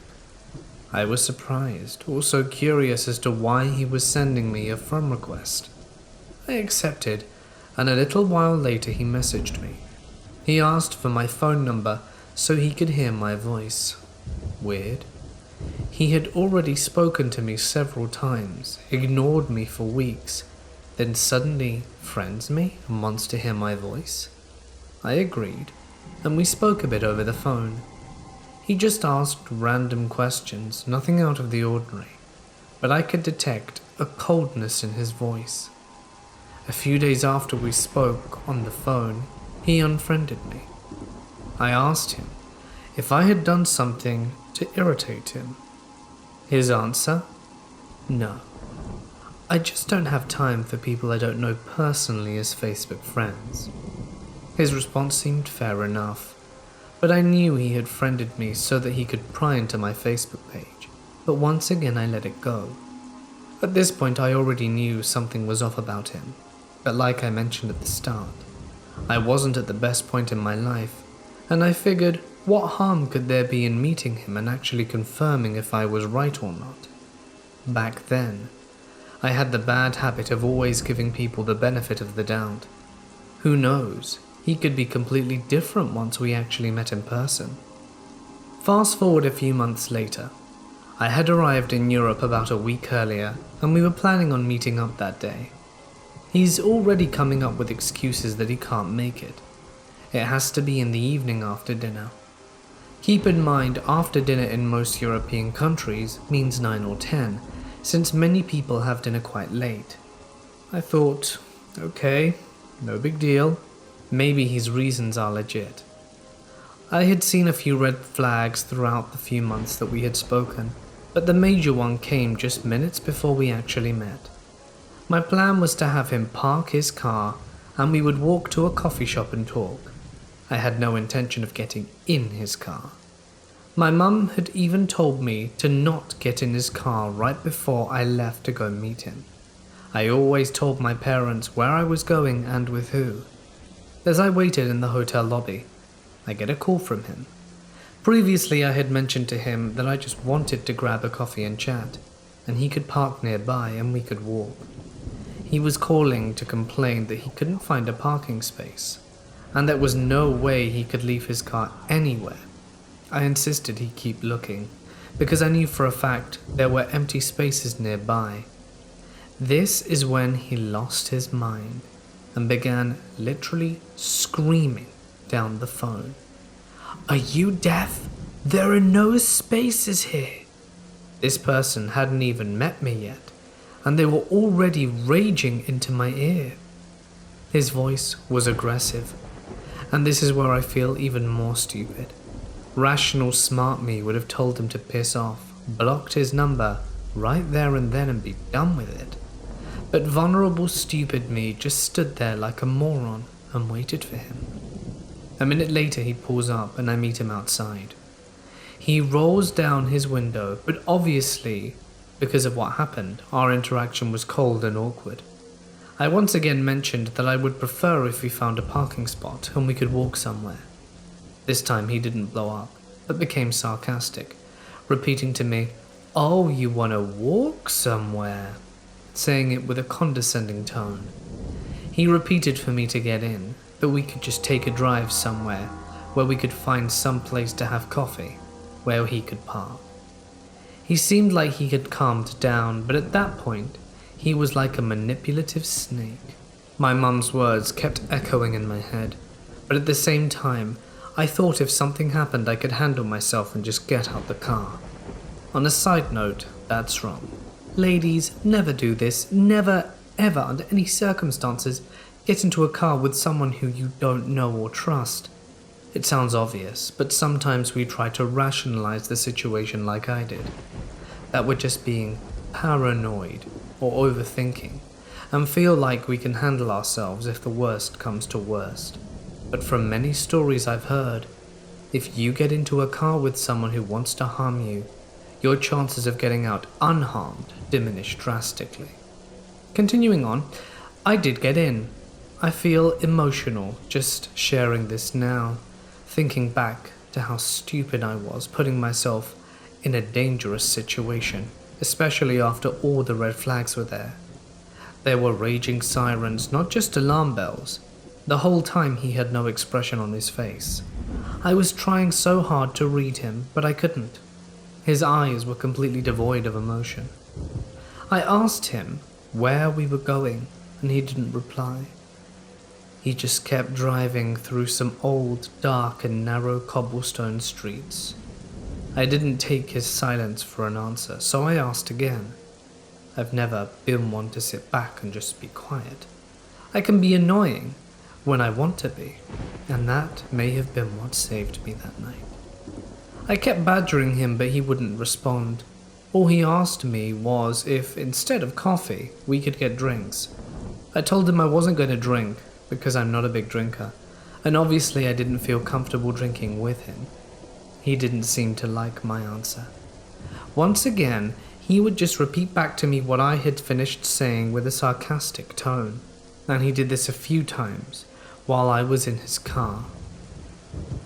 To try and lighten the mood, as if that were even possible, I took out a pack of gum and asked if he wanted one, at the same time just jesting to see his reaction. He said no, but again, with no emotion, just a poker face. He finally told me we were going to cross the bridge to the other side. This is a bridge that crosses the river from one city to the next. Think Manhattan and Brooklyn. I immediately began to pester him that I didn't want to go and that I would prefer to just stay in the area. He opens his window saying he needs air, and I ask him why. He said it was because I was giving him a headache. Good. At that moment he starts speeding, way above the speed limit on this narrow street, and up ahead there was nothing but a brick wall. I was so scared at that moment, everything was happening so fast. I had no idea why he was doing that, but my first thought was that he was going to end our lives. I actually thought he wanted to end his own and just have me in the car with him. Sounds a bit drastic, but you have to have been there to have understood it. I looked at him wide-eyed with total fear in my eyes. This was the first time I saw him smiling since I'd gotten into the car. It's like he got this sick pleasure from seeing me panic and in a state of complete fear. Perhaps it was just because he felt like he was in control of the situation again. At that moment he slowed back down to normal driving speed. I was relieved, but I felt so afraid. I continued pestering him and told him firmly I didn't want to cross the bridge into the next city, and I said it repeatedly. At that moment my mum calls me, asking me where I was, and I did not tell her I was in the psycho's car because I didn't want her to worry. I told her I was near the hotel and I was fine, even though I wasn't. Suddenly, by the grace of the Almighty, he told me he didn't want to deal with me anymore and was dropping me off. To this day I have no idea what made him change his mind. Was it me being stubborn and irritating, and he figured someone like me would just give him a hard time? Or was it my mum's phone call? Maybe a little bit of both. Whatever the reason, I was relieved and thankful to whatever was watching over me. He dropped me off at the hotel entrance, and I immediately got out without saying a word. It was about 5 minutes of pure dread, but a bit anticlimactic. So sociopath who gave me the car ride from hell, let's not meet.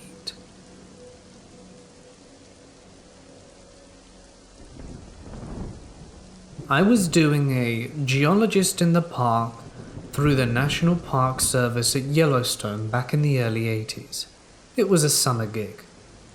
First thing I do when I take groups around the mud pot geysers or any sort of thermal area, I tell them in no uncertain terms, stay on the boardwalk, don't put anything into the thermal features, don't throw trash, coins or put your hands or feet in. Stay on the boardwalk. Only take pictures, stay behind any barricades, leave only footprints on the boardwalk, and stay on the boardwalk. Although I didn't really have any sort of official power or legal standing beyond that of your average blue passport holder, I was large, biker beard, corn-fed cheesehead large, loud and seriously into geology and preservation of a geologically unique area. Multitudinous times I had to warn people to stay on the boardwalk, to not throw anything into the thermal features, and the rest of the litany, and, for the most part, people would conform, adding the usual amount of grumbling and grousing, until I took an all-French group around on a blistering July afternoon. I spoke no French, but most of the tourists spoke some English, and one who volunteered to be my paravouchek de jour. I began with the official lines of don'ts, and these were all loudly translated into French for the whole group to hear. I even called out a few that were chatting amongst themselves, listen up, this is for your benefit, you digging me? And reviewed the list again. Anyone got any questions? Nods and mumbles of agreement about what I received from any groups. So off we go on the latest tour of geothermal wonders and geological splendor.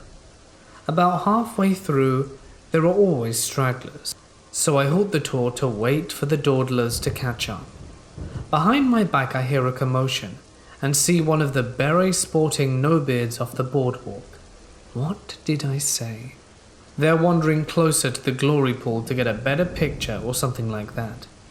I get to the translator and ask him to scream to tell him to get back here, while 3 or 4 others decide it would be best to go and get him. General panic in Detroit moments until they all finally scarper back on the boardwalk, only to have one tourist tap me on the shoulder and ask if that person over there in the opposite direction should be there. There was yet another one of the group stalking a deer that wandered in, wondering what all the commotion was about. Evidently, since he was heading away from the thermal feature, he would be just as safe as houses going off to photog the deer. He wasn't. The grounds around any thermal area are treacherous as hell. The water table shifts on a daily basis due to different thermal flux. Oh, Yellowstone caldera controls. So what may support you yesterday may be mere millimeters thick today. He broke through the crust and into the superheated geothermal heater water and mud, nature's napalm as they call it, up to about chest depth. I immediately called for rescue services via radio, told the French crowd not to move and stay there or be arrested, and I cautiously worked my way over towards him. We'd been trained for this sort of stuff, and hoped to hell it would never happen to try and drag him out. It was touch and go, but belly crawling, swearing a blue streak, and luck of the Irish prevailed. I got his arm and slowly dragged him out. He was screaming like a gaffed calf, out on less vicious terrain. He lived, although with massive third-degree burns, a hefty fine, and his banning from US national parks for life. Little backstory here to how I learned my lesson that nature doesn't mess around. Arkansas, the natural state, resident here. I do a side job called trail running. There's a whole bunch of names for it. It's where we work with a tour guide escorting a group by scouting out the nature location a few days in advance to see if there are any hindrances to said nature attractions such as floods, creeks, or fallen trees. Usually I hunt waterfalls because there's about 300 in Arkansas and they attract tourists. But most of them have no trail to get to the location, so I document a path. This isn't a foolproof strategy, as I get off course sometimes by miles. I also prefer traveling by myself and doing the job alone. That was a big mistake, as I also enjoyed the isolation, but sometimes I'd have a friend tag along since they wanted a little money. We don't know what to expect when we search for a path, so to protect against wildlife and the elements, we essentially are armed to the teeth. Our kit involved kneecaps, high steel wading boots, 2 machetes, flare guns, you get the gist. Now for the story.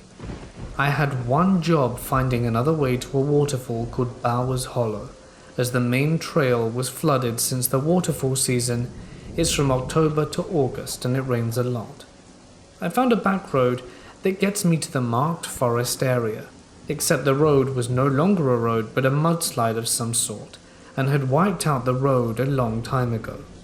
The road snakes down into a canyon, and the mudslide hit the road multiple times, causing me to have to disembark my vehicle, as it was only starting to flatten out from water, slowly removing dirt that I could cross it by foot.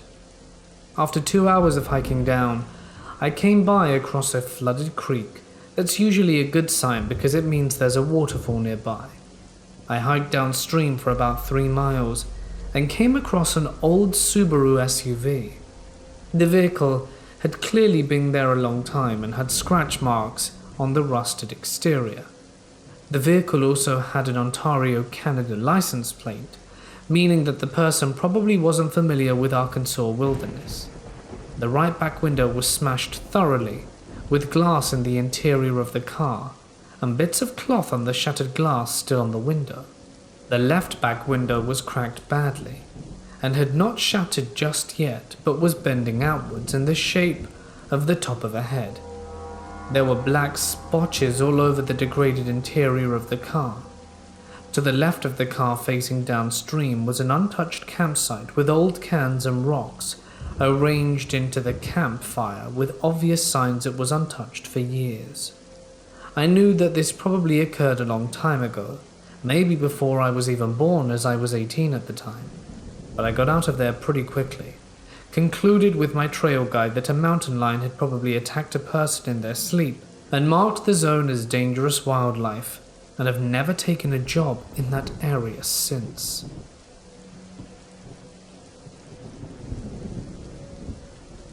Do any of you remember Outdoor Ed?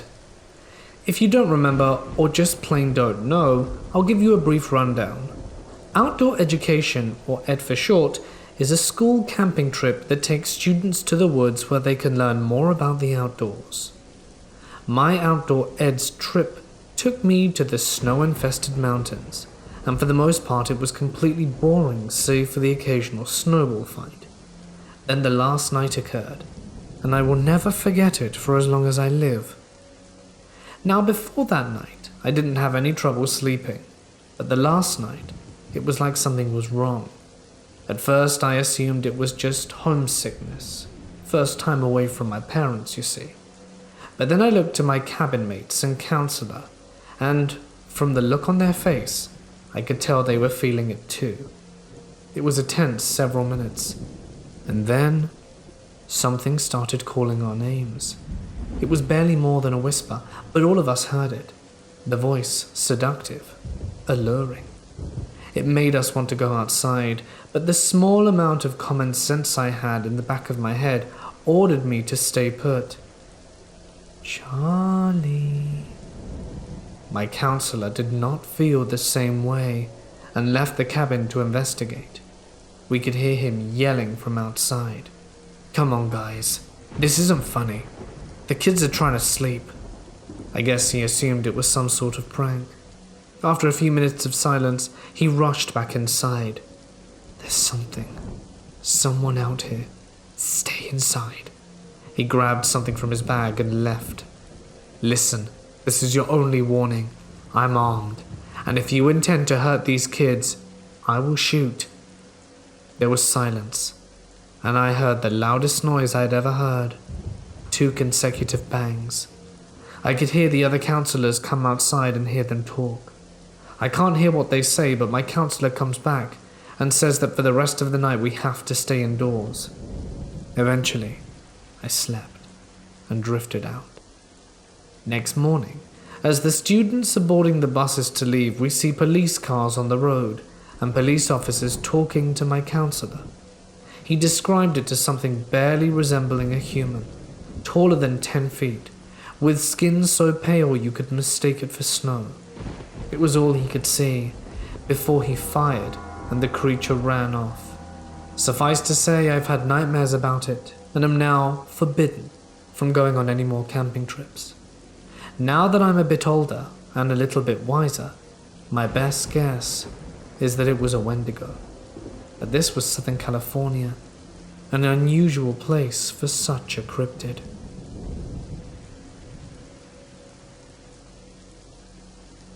When I was younger, my dad would tell me this story about something that happened to him and my older brother, when my brother was very young. I never had any reason to doubt that this was true, but you know how it is. You remember something from your childhood, and so you dig a little deeper. I independently researched this when I was older, and it is completely true. My aunt had just been physically abused by her husband at the time, and so my older sister, who was an infant at the time, and my mum, pregnant with me, were with her. My brother was around 5 and stayed with my dad, who decided to take him camping on the Appalachian Trail as a special treat. My dad worked in law enforcement at the time, which ties into this story. Where I live, there are multiple roads that access the Appalachian Trail. So my dad took my brother to a portion of the trail that leads to a trail shelter, not more than 2 miles in. When the two of them arrived at the campsite, they decided to leave the shelter vacant and pitch a tent, which is polite to do for thru hikers. There was only one other camper near the shelter, which is not that uncommon given how close the shelter was to the road. My dad decided to introduce himself to the other single male camper, mentioning that he works in law enforcement. The guy was clearly off, but as of yet was in no way nefarious towards them. He did, however, have a very large hunting utensil that he left out, clearly visible and very dangerous. As it began to get dark, the other camper began to behave more strangely. He would look over at my dad and brother and stare, as if he had something to say, and then look back. My dad did everything he could to engage the guy in conversation, but again the man just behaved oddly. My dad picked up on this, so decided to pull out his concealed weapon and place it within view. After 2 hours of staring and creeping, the guy approached my dad with a smaller hunting utensil, not threateningly, but as if to give it as a present. My dad naturally looks at this gesture with confusion. The man says, "Hey, take this." "No," my dad says. "No, really, take it." "No." A few more rounds of this back and forth. "I mean it. Take it. You're gonna need it tonight," the guy says, deadpan, locking eyes with my dad. My dad doesn't know what to say, but the guy walks away and leaves it by the ring of fire. My dad has my brother, a younger child, with him and is naturally terrified. He decides that despite it being dark, it's high time to promptly get the hell out of the campsite. So with my brother close by, he packs up the tent, packs up his pack, which takes him about half hour in the dark. My dad is about to leave when the guy sees him. He picks up the hunting utensil, holding it as if to attack, and approaches my dad. My dad has his flashlight pointed directly at the guy, sensing that something was about to go down. "I want you to fight me," the guy growls, locking eyes, with about 10 feet between him and my dad and brother. My dad grabs his firearm, aims it, and basically tells the guy to step down. He tells my brother to grab the pack, which has a seat on it, to hold a young child. My dad puts the pack on. He hands my brother the flashlight and tells him to get on his back. At first he backs up the trail with the weapon trained on the guy, and my brother pointing the flashlight at him. The guy slowly approaches, but then stops just before my dad pulls the trigger. My dad decides he's gonna run, and tells my brother to shine the flashlight on the trail and let him know if he sees anyone following. Clearly dangerous in the near dark on a wooded trail, but it was that, or leave my brother with no flashlight. My dad runs all the way back to the car, hightails it out of there, and goes home to call my mum and put my brother in bed. He also calls the police. The next day, my dad hears that the guy went to a bar after the encounter and started talking about it. He then, oddly enough, went to the cops to say that my dad had assaulted him with a firearm, at which point the police got him for questioning. Upon following up an investigation over a few months, they found out that the guy was bipolar, but wasn't on his meds, and didn't actually mean my dad or brother any harm. When the guy saw the firearm and heard he was in law enforcement, he decided he basically wanted to end his life by cop. My dad went through a lot of counseling for this afterwards, which was always interesting to hear, because when you hear these danger stories from people, you never hear about the aftermath. The guy wound up in jail for a short period of time. Anyway, I hope for the best for the guy, because I understand that he suffered from mental illness. But still, it's creepy, and I'd rather not meet again.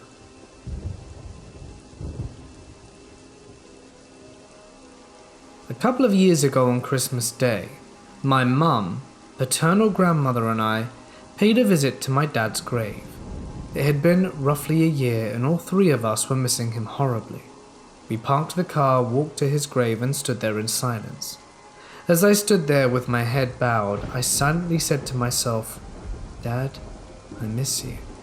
Show me that you're still here and watching over me." Not immediately after, but perhaps 30 seconds after having said that, a strong gust of wind blew, strange for an otherwise calm sunny day.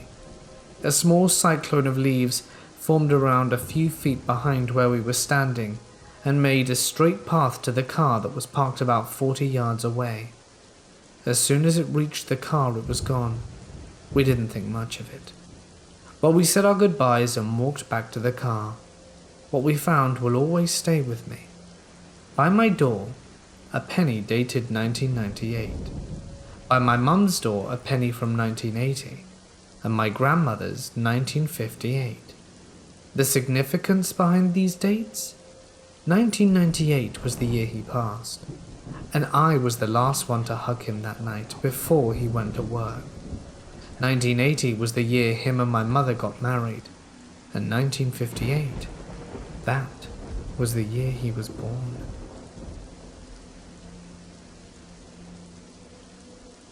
I was in the British Army and stayed over a weekend on a course as it was too far to travel home.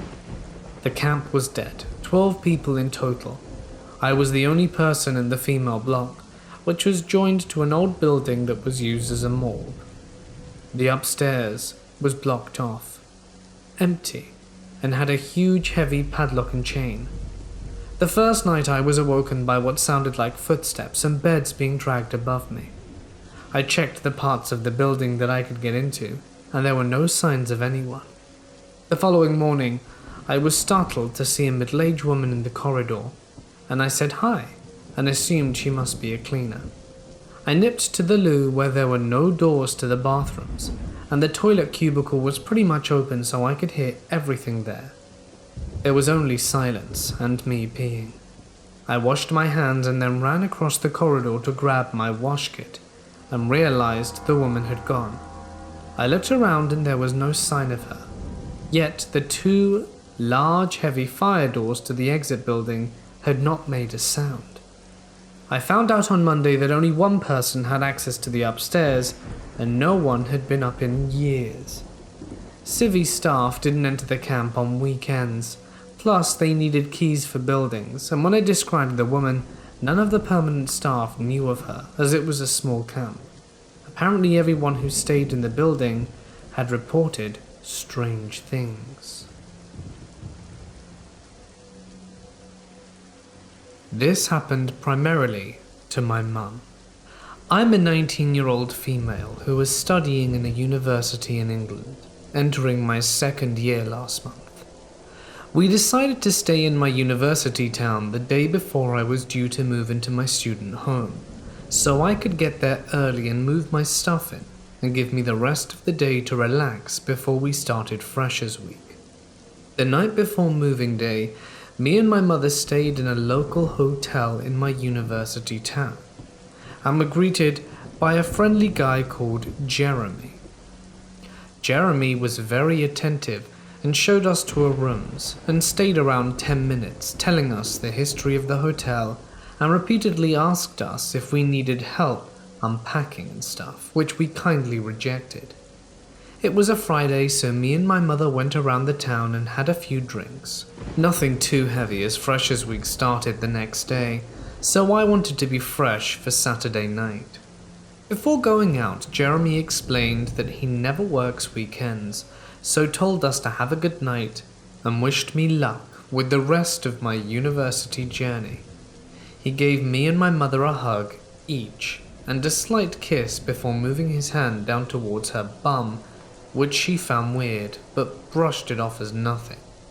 My mum is 37 but looks young for her age, and Jeremy is easily in his 40s, so we just thought Jeremy may have fancied her chances with her.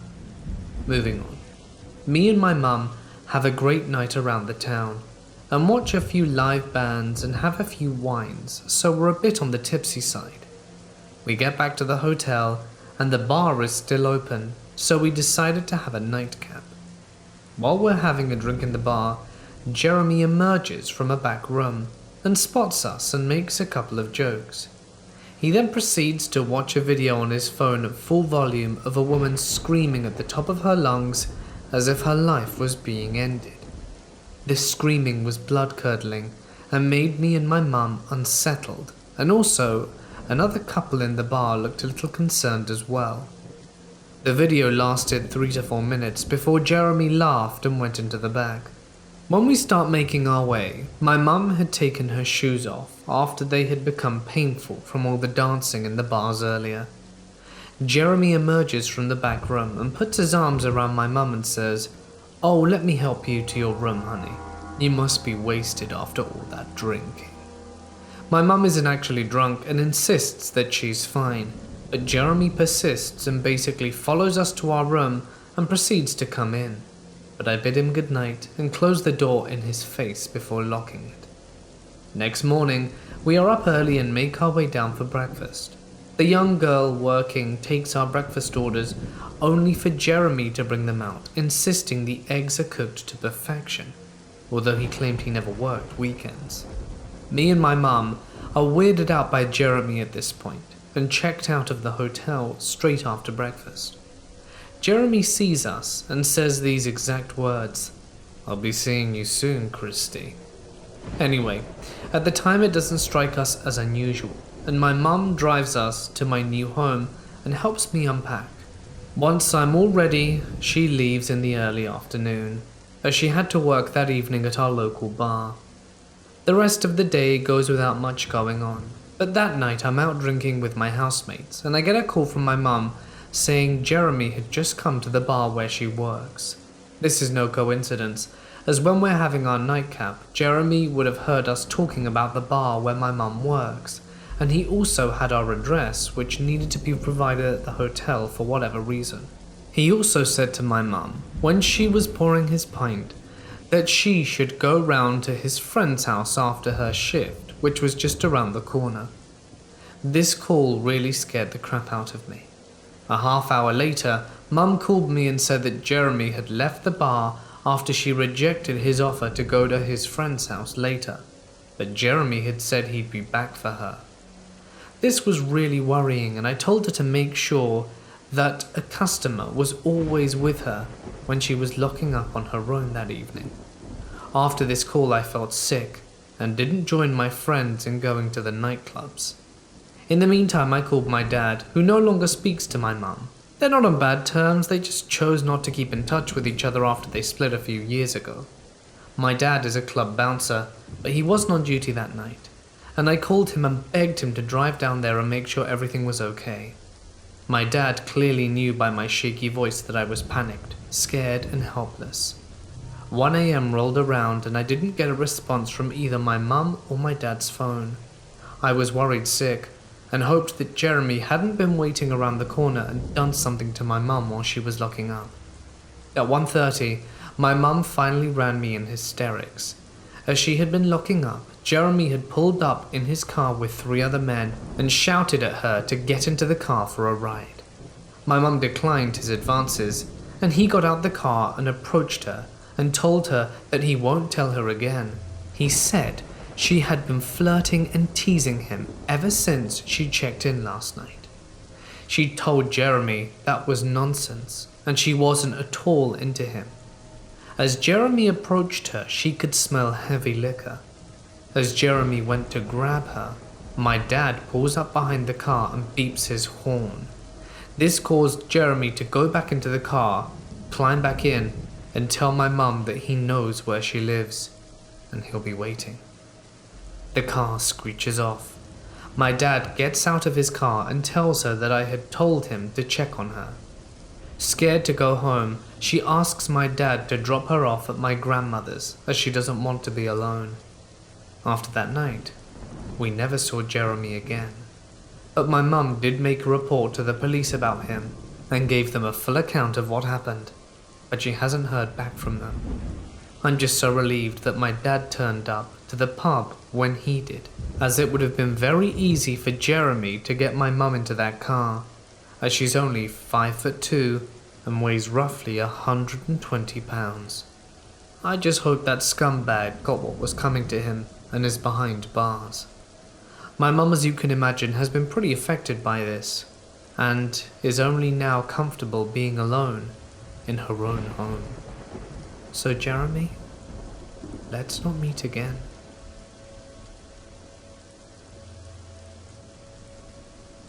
I grew up in the densest region of the biggest city in South America. It's a dangerous place to the point where I've never met a single adult person who wasn't robbed at least a few times. You know the story, in some places there are a lot of words to describe snow because of how prevalent it is? Well, in Brazil, there are many words to describe a robbery. One particular common type of robbery is called an arrastão, literally a great dragging. It's when a group of robbers target individuals in a much larger crowd. The sudden scare makes those near run away, and when people see others running scared and screaming, they also start running along, dragging the whole crowd in a single direction, hence the name. The robbers use the ensuing chase to flee before the cops are called, so it's usually a very brief event. Usually. Now back in 2009, when I used to travel by subway and walk for about 10 minutes the rest of the way to college, I studied at night, and class finished at 11:15 p.m, by which time I would take a bus to return to the subway station, because it would be far too dangerous to walk this late at night. The day was November 10th, around 10 p.m. I was in class when I noticed all the lights in the buildings I could see through the window were turned off. Soon after, the lights in my building would go off as well. I didn't know it at the time, but what happened was a huge blackout that affected half of Brazil and the entirety of Paraguay for a while. Power would gradually return, but things would only be normal the next day, at least 8 hours later. The generator kicked in, but our teacher dismissed the class due to the blackout. As I left, I discovered near total darkness outside. Streets were mostly illuminated by the cars on the road, and I went to the crowded bus stop and waited. My bus arrived very late, but eventually I reached the subway, and this is when things start to go wrong. Because of the blackout, the subway was not operational, and there was already a large crowd waiting for it to reopen. The building itself was powered by generators, but no one was allowed past the turnstiles until things got back to normal. This was a very warm Brazilian spring night. There was no ventilation in the building, and the conglomeration caused it to feel even warmer. The result of this is that the crowd was divided in two. One group waiting inside the hot, but illuminated building, and the others waiting outside in the cool, dark night. By this point you can probably already guess what happened. I was in the group that chose to bake instead of stand in the dark, but the larger group was outside. Suddenly I heard a few screams, and then people started to push and squeeze in. This made the heat nearly unbearable. But soon after the commotion started, it stopped. Everything got quiet and the crowd dispersed a little, and then it happened again. A few screams, everyone starts to push everyone else. Sudden quietness, unbearable heat, and the crowd starts dispersing. This kept happening a number of times, and I was scared and confused with no idea what was going on, but I overheard people talking and put the pieces together. I was already familiar with the fact that this region had a lot of beggars by day that turned muggers at night. They usually act alone or in small groups, threatening people with shivs or small weapons, snatching phones from distracted victims and the like. During the blackout, however, they took advantage of the large crowd and practiced the aforementioned arrastão. What made this unusual is the fact the crowd would not disperse because we were waiting for the subway. No one ventured far during a blackout, and no cops would ever arrive, so it kept happening over and over. I'm not sure if they were simply snatching phones, using weapons, or both, but whatever it was, it scared those outside repeatedly. I eventually managed to call my father and asked him to drive me home. I was almost more scared when I had to walk alone the short distance to where he had parked the car than of the whole ordeal. I was lucky to have someone drive me home, because as it turns out the subway would remain closed for a few more hours. I can't imagine having to deal with that situation for long.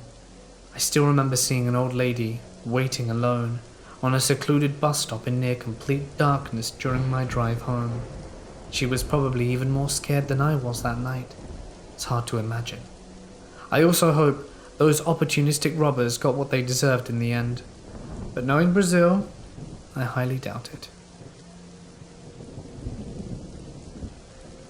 This happened to me and the man I was dating back in the late spring of the year 2000.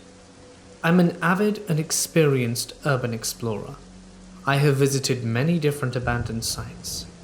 The place I'm telling you about now has been explored several times by others since, but when I visited, it wasn't a common knowledge location, and all the buildings were still intact, except for the main house which had, from what I had heard, burned, leaving nothing but the outer stone wall. Nothing but the outer wall remains. All the other buildings were torn down since I was there. To more recent urban explorers, it's known as the Stone Castle, and more recently, the Ulster Castle. This is the name given by the Heritage Society that decided to fix it up. When my boyfriend at the time discovered it, he saw it in the distance from a roof he was working on in Oro, Medonte. There was, but not anymore, a large barn, a carriage house, and towards the back of the property a stable. The first weekend we both had off together, we made the hour drive to explore it. The property was absolutely stunning. On the top of a hill back from the road, you could almost imagine living surrounded by such beauty. And we did exactly that. The house itself was gone except for the wall, and if you looked into the basement window you could see an old stove laying among the wreckage. You could tell it had been a beautiful home at some point to whoever owned it. Being the explorer I was, I insisted that we investigate every single corner of every single building that was on the property. And although my ex was less than enthusiastic about it, I insisted. I honestly did not see the point of driving for an hour just to look at the outside of the building. No, I had to go in. The first building we explored was the barn, both upstairs and down. Down in the basement of the barn is where things went from wow to holy crap real fast. The basement had been used as a place for satanic sacrifices. There was satanic artwork all over, a knife that appeared to have blood on it, and an altar with black candles, a bottle of what smelt like blood, and the most disturbing piece of whatever satanic group was using is they had built a makeshift cage out of the silo with chains inside and everything. My boyfriend at the time wanted to get the hell out of there as fast as possible, but I convinced him to stay so that we could explore the rest of the buildings on the property. I told him it was probably a bunch of kids just screwing around and that it was no big deal, right? Wrong. Our next stop was the stables at the back of the property, and honestly, I was so caught up in my love for exploring that he would not have been able to persuade me to leave without going in every single building no matter what. I opened the door to the stable and the smell hit me. Rotting flesh. The entire room was littered with animal corpses, dogs, cats, rabbits, even coyotes and foxes that had been horribly mutilated. It was the worst thing I'd ever laid my eyes on. As soon as my boyfriend saw that, he grabbed me and said that we were leaving right at that moment, and that killing animals is not kids doing stupid things. This is serious. We started leaving, but there was one more building. I wanted to check it out on the way out of the carriage house. He said there was no way we were going there and stomped off up the hill back to the main house, assuming I would follow. But I did not. I went around the hill by myself and took a quick peek into the carriage house. That was anticlimactic. There was absolutely nothing in it. It's actually a good thing that I snuck off like I did, because if I hadn't, we wouldn't have seen them coming. They would have been able to sneak up on us if we weren't coming up the hill and to do God knows what to us. The first one I noticed was an adult male with a baseball bat. He actually had opened our car door and was rifling through our things, trying to find a key, I'm guessing. There were about 8 people in total in the group, ranging from adults in their 30s to teenagers and children of no more than 11 or 12. They all had weapons: golf clubs, sticks, canes, and baseball bats. I yelled at a guy what the hell he was doing going through our car, and my boyfriend came charging over the hill, bless his heart, right through the posse of creepos and weirdos who seemed to be lying in wait for us. It appeared that we had ruined whatever plans they had in mind, because they immediately backed off some and even tried to hide their weapons behind their backs, which is just as stupid if you ask me. Who wouldn't notice a baseball bat on someone's back? And I demanded to know what the hell he thought he was doing in our car, and he didn't answer. He just looked at me all nervous.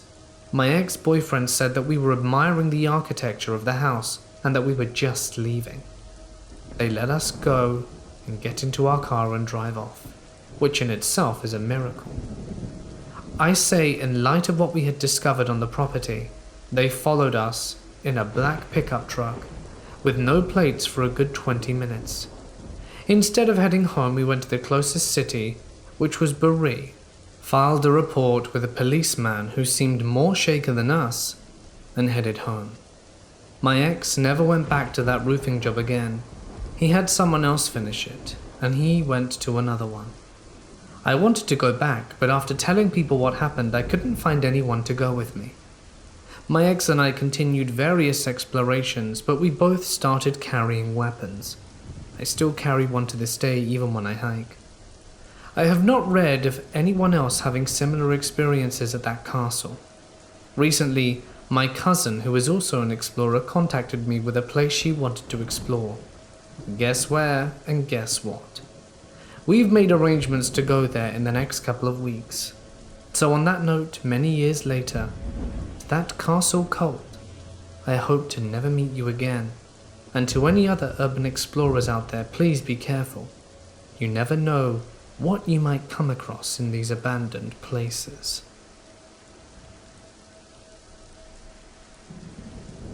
I'm looking after my friend's 3 little girls tonight, while she works an overnight shift. Technically, it was last night, as it's now 2:30 a.m. Also, it's officially my 28th birthday. One for the books, let me tell you. The girls are 5, 6, and 8. My friend has a long history of paranormal activity that started when she was a kid, and now her children are starting to have some experiences, and they're scared. The 5-year-old was going on about her imaginary friend Summer tonight, who she's been talking to since she was 2. She says Summer isn't really imaginary, she's real, she's just not alive. She describes her in the exact same way every single time, and said she looks like wood. I have no idea why. My friend's daughter doesn't have an explanation for the wood thing either.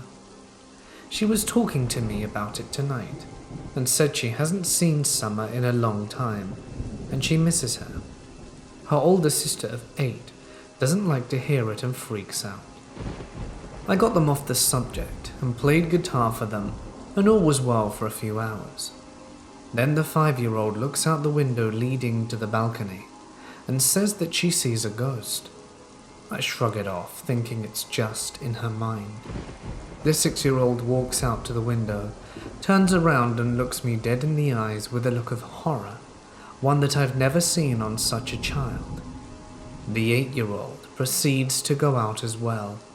So I'm over here like, guys, you're getting yourself worked up. And that's when I look out the window. The expression, "You look like you've just seen a ghost," is exactly what I think my face looked like. I was frozen. It was standing on the balcony across from us, and it was massive, like a giant. If that were just a person, it would have been the largest person on the earth. I told the girls to back away, and I went outside. I couldn't really see much of her face, just the figure, and you could tell it was staring at us. 8-year-old comes back over, and I'm making up some stuff about how it's shadows, and she's like, "No, it's moving." And it was. It moved its arms and head in the most unnatural way possible. Everything was wrong about it. My stomach was in knots. I got the girls to go into the living room and went into mum mode, as they are my priority, and I didn't have a second to worry about anything else. After they chilled, I kept going back to the window, and there it was, staring and moving its limbs a little bit. Eventually they fell asleep on the couch while watching a movie, and I snuck back out to check on things, and it was gone. Writing this out makes me feel crazy, and I wish I had another adult with me to confirm what I saw. But I know what I saw. It couldn't have just been a neighbor. It couldn't have. It was way too big to be human. It moved in ways I've never seen people move, and sent a chill down my spine. The 6-year-old woke up scared, and is in the master bedroom sleeping, and I'm sitting on this balcony, staring at the one across from me, waiting for this thing to appear. Nothing else happened. Nothing else needed to happen. I know what I saw, and it was like nothing I've ever seen in my life. At this point, I'll know I'll be up all night. It made me so uncomfortable, and more importantly, I wanted to be aware of everything so that I could protect the kids. I feel crazy right now. If anyone could shed any light on it, I would be very grateful. I'd also like to add that when Britt, my friend, and the mother of the girls got home, I immediately told her what had happened, and she went through the many stages of, "What the hell?" She looked at me and said, "You didn't happen to take a photo, did you?" My mouth dropped open. I couldn't even find the words. All I could think about was, how could I not even think to take one? I just didn't. It was the furthest thing from my mind at the time. When I first saw this thing, shock completely took over. I stood there, the girls at my side, completely still staring at this figure. I couldn't move, breathe. I just froze. Once I snapped out of it, my number one priority was to protect the kids and to get my stuff together. I bounced back between fear and frozen to keep the kids safe, never once considering taking one. Now that it's been brought to my attention again and again, I've wondered what I'd do if I did see it once more. Honestly, I don't know if I would want to take a picture, because it would be proof, and while that's a very good reason, I'm not sure it's worth it. I don't know what this figure is, and I'm scared. I can't say what I will or won't do if there's a next time.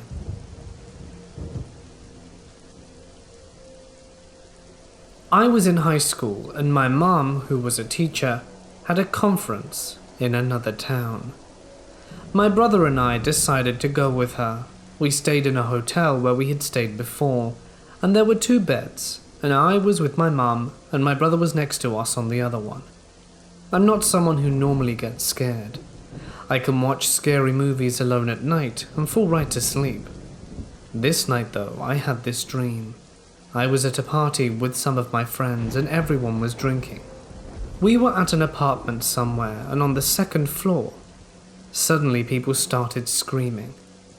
My friend and I asked what was happening, and someone told us that some drunk kid was dared to try and jump on the railing of the balcony, and he missed and fell off the side.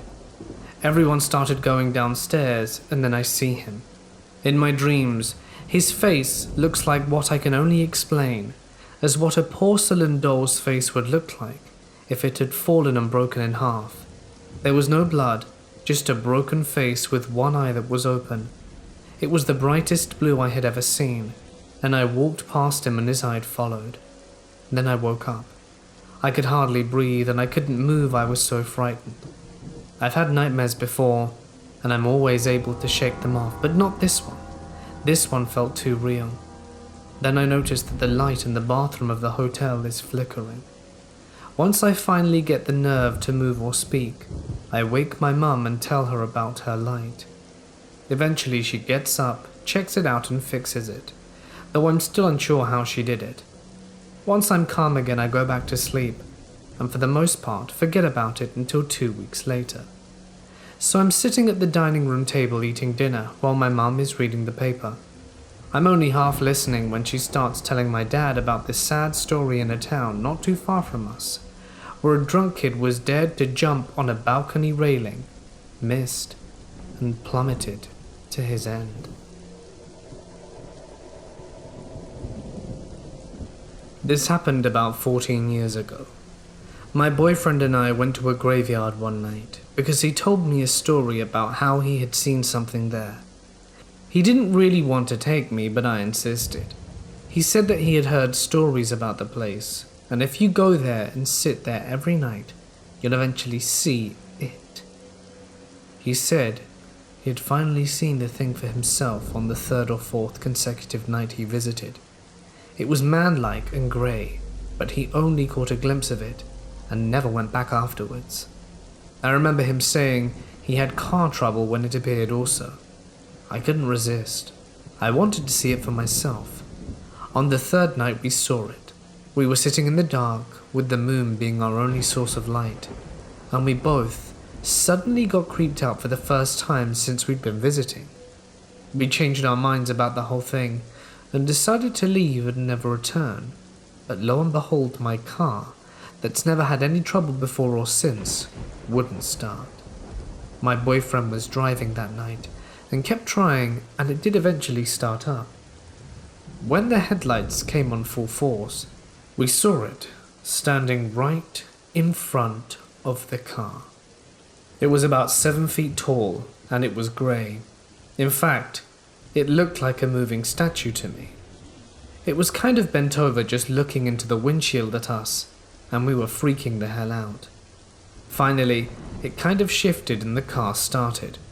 The thing darted off so quickly, I knew that if it came to the side windows, we'd both be toast. It was so fast, but it just stood to the side of the car watching us drive away. The cemetery was laid out, where the gravel road went around the whole graveyard in a circle, and looped back around so that the entrance is also the exit. We were spinning tires and slinging gravel the whole way around, but when we passed the place where the thing was, it hadn't moved.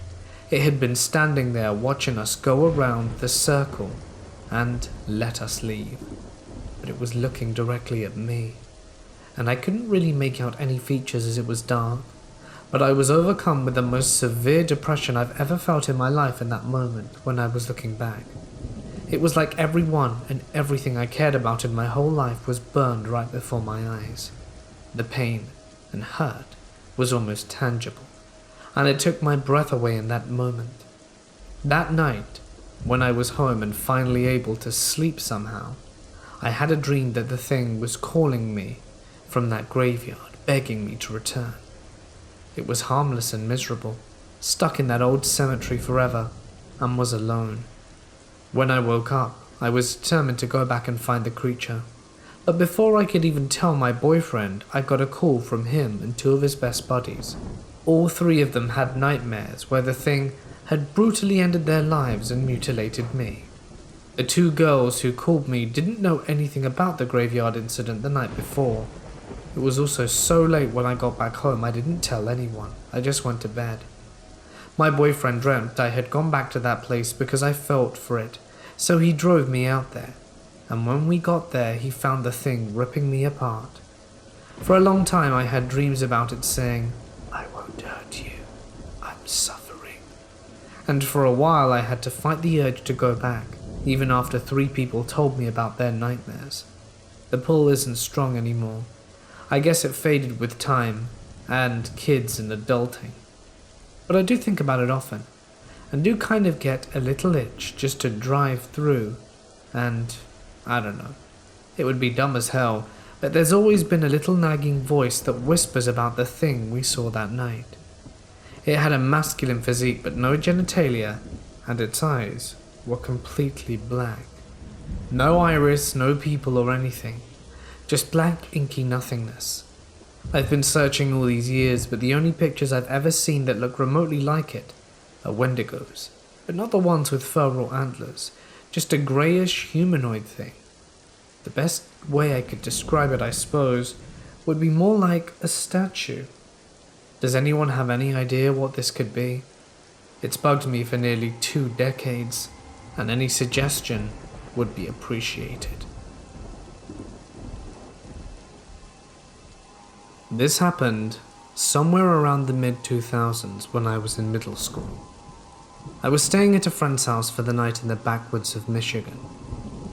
Immediately behind my friend Jay's house were a few acres of woods that led to a lake.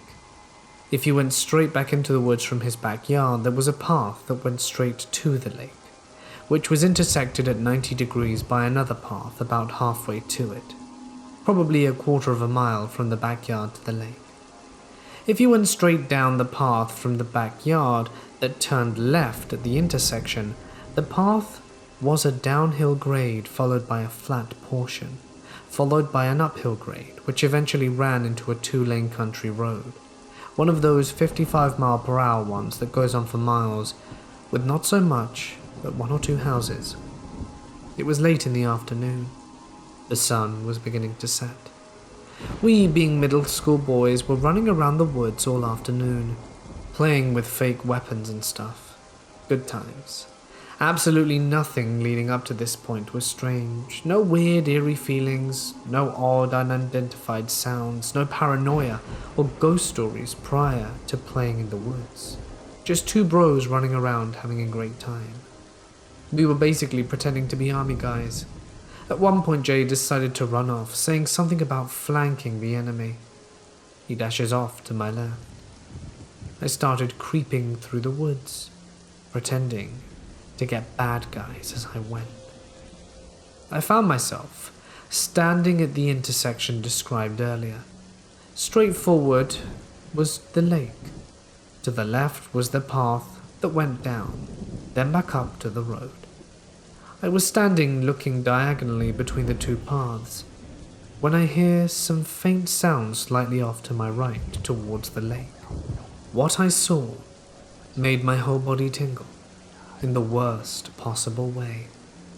About 50 feet, maybe more, maybe less, towards the lake and just behind a tree, I see this face and shoulder peeking around it. The most terrifying part was that it was probably 2 feet or more higher than you'd expect a human's head to be. Before I could probably observe the face, which was undoubtedly hairy, it snapped back from behind the tree as it realized I could see it. The color of the figure I saw was light gray, like your average cement sidewall. Because of that, I was unsure of what it was. My first few thoughts were sheer confusion and fear. Then in my frozen state, I remembered that Jay was wearing a shirt almost exactly that shade of gray. I tried whisper shouting his name, Jay, towards the now hidden figure. I called out maybe 2 or 3 times, when off about 50 feet behind me and to my left, down the path leading towards the road, Jay emerged from the thicker trees. This was the complete opposite direction from the figure I saw, and there's no way he could have snuck around me in that short time frame. To further drive the point home, it was fall, and the ground was covered in layers of dry, dead, deciduous leaves. The crunch from the leaves was very distinct and could not be avoided. Jay had heard me call out, and from just down the slight decline, he looked up and asked what was going on. I pointed off into the trees where I had seen the figure and said in a normal voice, I saw something big over there. As soon as I finished that sentence, I mean, the very second, whatever I had seen started stomping off towards the road, parallel to the path we were on, but probably 50 to 100 feet deeper into the woods. Woods which were too thick to see anything at that distance. For some godforsaken reason, we tried to run after it.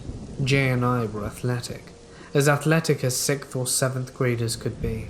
We played tons of sports and were quite fast. We were hauling ass down the path parallel to the beast, as fast as we could sprint, and yet it was absolutely smoking us. The road, if I remember correctly, was a solid quarter mile from the intersection of the 2 paths. We had maybe just finished running down the downhill portion when this monster was already at the road, and believe it or not, we could tell where it was from the crunching leaves, and you could hear its massive footsteps clear as day while running. When we realized it was getting to the road, we also realized a car was coming. I kid you not. As soon as the crunching leaves stopped and the thing stepped out onto the road, the car slammed its brakes and pounded on the horn. Its tires screeched for a solid 3 or 4 seconds at least. When the car finally stopped, we heard the leaves start crunching on the other side of the road, and the car slammed on the gas and peeled out of there like a bat out of hell. Keep in mind, we could only hear all of this.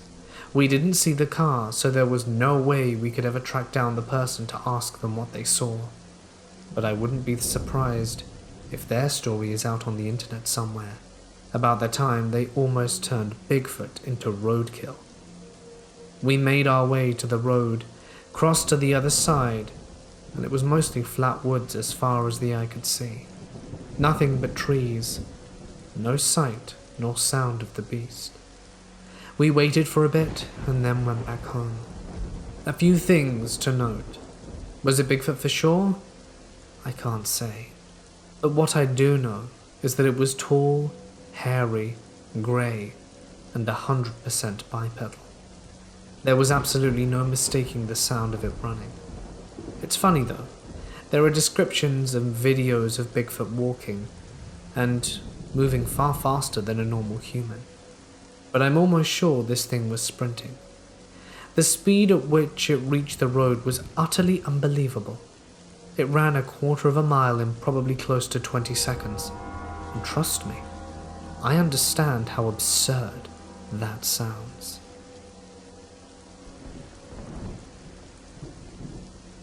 My name is Jack. This story took place outside Minot, North Dakota when I was 17. My church group was having a backyard bash.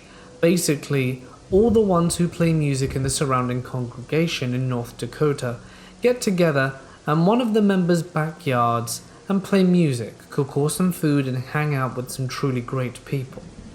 This took place the night before. All the guys my age were hanging out late at Jared's house. If any of you are familiar with Minot, this took place across the Bison Trail before Velna. Anyway, that night all the guys were watching Hot Rod inside at about 11 p.m. Evan, Jared, Tyler, my younger brother and myself decided to go outside and talk and hang out by Evan's girly truck he was way too proud of. His house was on a hill. The driveway went about 100 feet where Evan's truck was parked. The front yard slowly declined to the road and field, flattened out for about 300 feet, then inclined up a sizable hill. It was pitch black at the time. We were all around Evan's truck, just chatting and having fun. 20 minutes into our conversation, Evan interrupts us and asks if we heard that. We all stopped and said no. I asked what he heard, and he said it sounded like a deep, grunting grasp noise. We all listened for anything and heard nothing but bugs, so we brushed it off, but Evans seemed uneasy. Another 10 minutes into our chat, and we all stopped talking naturally, as we paused to think about what to talk about. And just then we heard it again, all of us in unison. The noise was this deep grunt exhale noise that had all of us stop and look towards the direction it came from. We didn't see anything. Evan had his keys and decided to turn on his headlights, as it was parked in the right direction. We saw a pair of eyes, shining in the light, just on the outside reach of his headlights, about 400 feet away. I ran inside to grab a maglite, you know, the most recognizable flashlight ever created, and I ran to the edge of the road and Jared came along. I twisted the end to focus the light in a straight beam and found it. A white-tailed buck. A big one, climbing up the hill from bottom right to top left. I found the animal with the beam focused on it, and we were about 250 feet away. The deer stopped and stared at us. I started talking to it, just saying the usual things. "Hey buddy, what you doing out here?" And after about 2 minutes of us talking to him, and him just staring at us, it started to resume its course. But then we heard that same noise again. A grunt, a deep exhale. Jared and I looked at each other puzzled, and I put the light on him again while he was walking up the hill. But something was wrong. It was limping badly. We knew something was wrong, and that's when it happened. We heard a roar 50 feet from our right, the scariest sound I've ever heard. But I've heard it before, in movies and games. Mountain lion. It was the first time hearing it in person, but I knew it was angry, basically saying get the hell away from my meal or I'll have you for dessert. When it roared, Jared and I looked at each other and booked it back to the house. Tyler and Evan were still by the truck while we were down there, but they reacted the same way we did because when we passed the truck in our retreat, they were holding the house door open for us. We told a few of the guys that we were still up and nobody bought it, but we knew what we saw and heard. Mountain lions 3 miles outside of town in North Dakota? Yeah, okay, I know they're rare, but they're there. We were pretty shaken about it, but the next morning my brother and I went to go look for tracks, blood trails or carcasses. We got to the point where we found the deer. We were walking up to where I put my arm out in front of my brother to stop us both, and I heard a rattling. I then saw a rattlesnake pop up 10 feet away and decided the universe was giving us stop signs, so we went back. I lost contact with Jared over time. Evan turned out to be a pretty messed up person that I didn't want to be around anymore, but my brother and I are still close, and we talk about that night to this day. Mountain lions are my favorite animal, and from this encounter I have the utmost respect for them, but after this night, I never went out hiking, biking or walking in that area without protection, for a fight I would lose, because I have a feeling I would not get a second warning.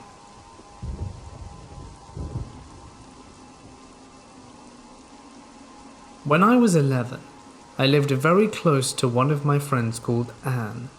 She had a little brother named Matt. During summer vacation, me, Anne and Matt would always hang out pretty much every day. Anne lived right across next to this little bridge that went over the train tracks next to her house. Right over the bridge, there was a road that went down to this facility and then connected to the main road. I'm not entirely sure what this building's purpose was exactly, but it was some sort of financial advisement building. Since we were curious kids, we would sometimes go snoop around there, and we found this shed right behind it. This was an epic find for us as it became our clubhouse. There was pretty much nothing in there but rusty nails, and it was always unlocked for some reason, but we thought it was cool, and we would meet there almost every day and just hang out, even if there was nothing special to see there. Now one day, I had come to Anne's house, and we were heading down to our clubhouse as usual. Then out of the blue, this random man comes out of nowhere and starts walking towards us. It's obvious we were going inside the shed. Matt's hand is on the doorknob. I'm the eldest of us, Sam being a year younger than me, and Matt 3 years younger than I. So I was sort of the leader. "What are you doing?" he asks. He seemed mad for some reason. Of course we had no explanation. We were kids that didn't understand private property and had just found this cool shed to hang out in. "Nothing," is the only thing I could utter. He starts lecturing us about it not being okay and kept talking about the important things in there and that we weren't allowed to go in. He made it seem as though he worked there, even though he'd just come from the opposite direction of the facility. I now realize he was rambling, but it seemed very justified to us because we were scared as hell. It was just weird because I knew that the building was closed. It was Sunday afternoon and all the lights were off. But he spoke with such authority we just listened. Straight up fear. He then started demanding we come with him and starts walking further down the street, saying he's going to call the cops if we don't come with him right now. We're scared out of our minds and just follow this grown-up, thinking we've committed some sort of serious crime. He leads us to his house, and we kind of stop outside, because we've been lectured about going with a stranger, and all that since we learned to talk, so it felt wrong, and we were hesitating outside, Anne holding her brother's shoulder warily. Our savior then comes. She's walking her dog. She doesn't even say anything. I don't even think she saw him. But he just closed the door when he saw someone coming. I remember his face so well when he saw this random woman. We were so scared we just ran home immediately after he shut that door and never crossed the bridge again. I live just where farmland meets the outer edge of suburbia, on an island off the coast of British Columbia. The climate here is sub-temperate rainforest, so the natural and untouched landscape is incredibly wild, dense, and lush. I'm a keen endurance cyclist, and I take full advantage of the trail network in the forest surrounding my area.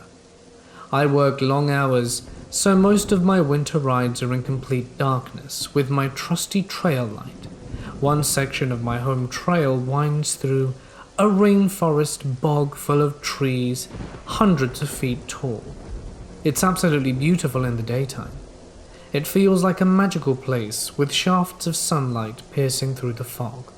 Hundreds of different species of flora and fauna, and so many wild animals coming and going along game trails. At night, my gut starts to tighten as the thought of passing through this mile-long section of trail. One day, about a year ago, I was lucky enough to get a chance for a day ride, so I took it. It was a cold and very rainy winter day, with very few people out on the trail. I had packed thermos of hot coffee in my backpack, and I thought the forest bog was as good a place as any to have a break, to stretch my legs and drink my coffee. I have an interest in botany, so I was looking closely at the lichens growing on a huge Douglas fir. Suddenly, I felt distinctly not alone. No biggie, lots of people use this trail, although not so many were out that day because the weather was so wet and cold. Then I heard it. A meow. That's odd.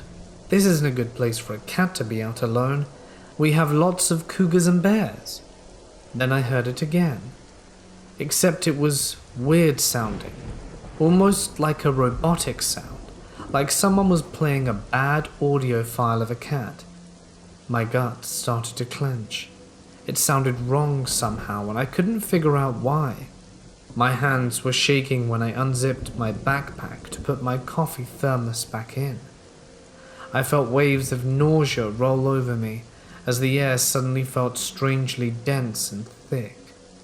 I was in a rainforest surrounded by trees and moss, but I felt like I couldn't get enough oxygen.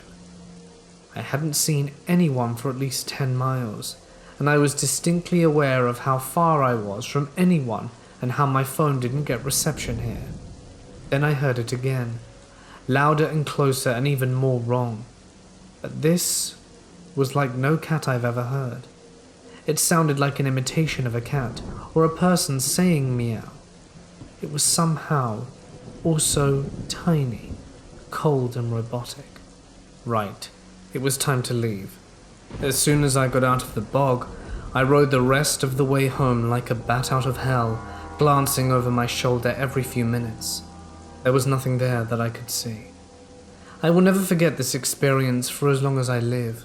I've had some pretty disturbing things happen on my night forest rides, but nothing has ever spooked me like that strange and wrong meowing in the middle of the afternoon.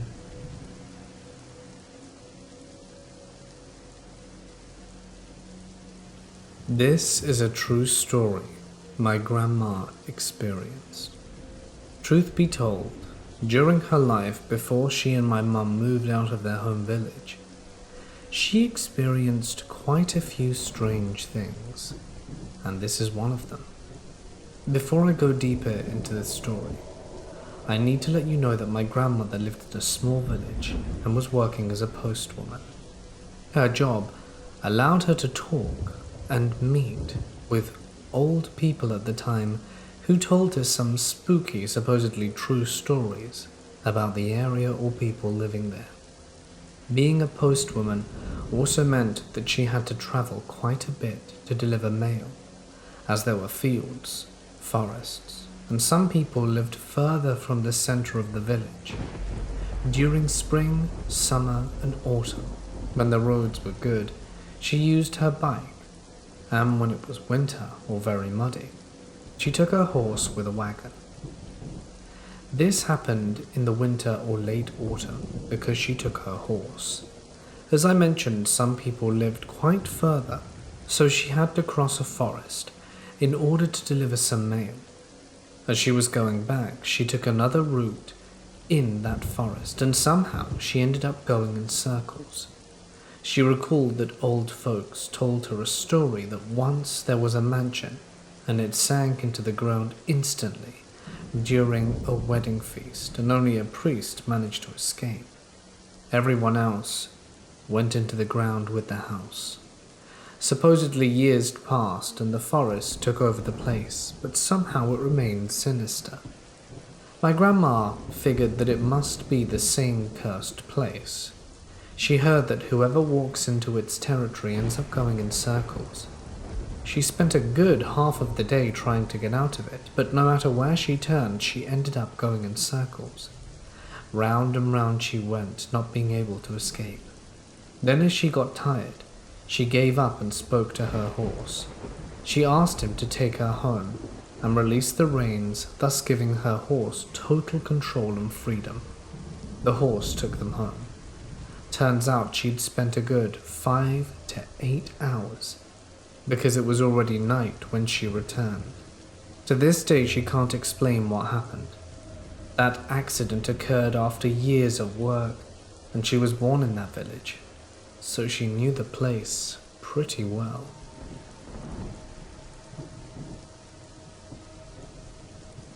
This story took place when I was 23 years old, nearly 10 years ago.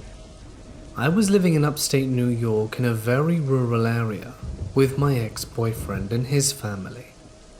He and I used to argue quite a bit.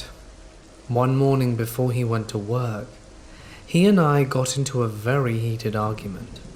He was 20 years my senior, but during this particular fight, he acted majorly juvenile. He jumped out of bed, flipped the bird and yelled, "If you didn't like it so much, then why don't you go back to the Bronx?" That was all the prompting I needed. I threw on my Uggs and my winter jacket, grabbed my cigarettes, and flew out the house. I am unfortunately very impulsive and didn't think to grab my cell phone before I stormed out. I didn't drive, so my only option was to walk. I don't think at the time that I intended to walk back to the Bronx, as I was a 3-hour car ride upstate, but I just needed to go for an angry, dramatic walk. I realized once I got to the road at the entrance of the trailer park that I had no idea where anything really was around me, as I'd only lived there a few months, and at that point we really didn't go out a lot. I banked left and just walked and walked where I knew civilization was. I found myself walking alongside a very busy stretch of road, with 18-wheelers flying by, spraying me with slushy snow and soaking my shoes. I then saw my boyfriend driving out on his way to work, and he sped up as he drove past me, evidently still angry about our fight. I thought for sure he was going to turn around at some point, but he never came back. I pressed on, deciding instead to walk to my best friend's mother's house, which I knew to be in the same town. It started to snow, and I was losing momentum. I passed by a VFW, where a nondescript pickup truck was parked in the driveway. It wasn't until I passed it that I even realized the driver was in the front seat. He called out to me, "Hey honey, do you need help?" My stomach churned, realizing I would have to accept this stranger's offer. I approached his truck slowly and tried to weigh out my options. He was a clean-cut, seemingly normal older white guy, with grey hair, greenish blue eyes, and just average looking. "Are you a good or bad guy?" I blurted out, and cringed at myself for asking such a dumb question. "I'm one of the good guys. I wouldn't tell you if I were a bad guy." I ignored the bells going off in my head, and I got in the front seat with him. As we drove, I realized I had no clue where my friend's mum actually lived. I knew the name of the road she lived on, but it spanned a good distance, so it wasn't very helpful in terms of finding my destination. I asked to borrow his cell phone so I could try calling my best friend to ask her where I was going. I called her 3 times and she didn't answer, probably because she didn't recognize the number. I started to feel inexplicably hopeless. After a few minutes, he asked me where I was from and why I was out in the middle of nowhere in the snow wearing pajamas. I explained I was originally from the Bronx and that I had gotten into a fight with my boyfriend. He paused and said, "Hey, you wouldn't be interested in making a little money, would you?" I chuckled nervously and said, "Oh, no thanks." "Well, I just figured since you were from the Bronx," and trailed off. Realizing at that moment I was definitely in it deep, I muttered, "Oh, sure." He eyed me up and down and laughed to himself before sneering, "Sure, sure," she says. I started to panic big time, but knew I couldn't show my fear. I scoured the scenery for a pillowy snowbank that I could land in if I leapt out of the truck, to no avail. The houses were so few and far between, I became certain this would be how I met my demise. I'll never know why, but it was at this point that he decided to ask me who I was going to see. I quickly blurted out my best friend's mum's name and her husband's full name. He instantly parked up and explained that he knew the husband, and how they used to snowmobile together 20 years ago. I felt the greatest wave of relief when he explained that he knew exactly where his old buddy lived. When we finally pulled up to that big yellow house, it was like arriving at the promised land. I sheepishly asked his name, Steve. He then asked mine. I gave him a fake name, spat out "thank you," and ran out as quickly as I could from his truck to the porch. I crashed through the front door and locked it behind me. Immediately I started crying, running through the house and trying to find my friend's mum. I had awoken her from a sound sleep, but she didn't say a word upon seeing how shaken up I was.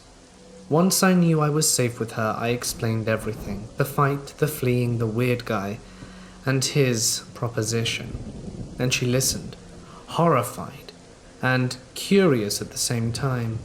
She made me promise never to do anything so reckless again, and that if I needed her, to call her.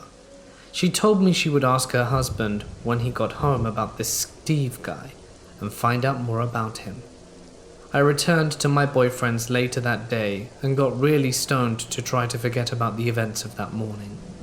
The following day, my friend's mum called me to tell me that Steve was a dangerous person who her husband had cut off communication with years ago.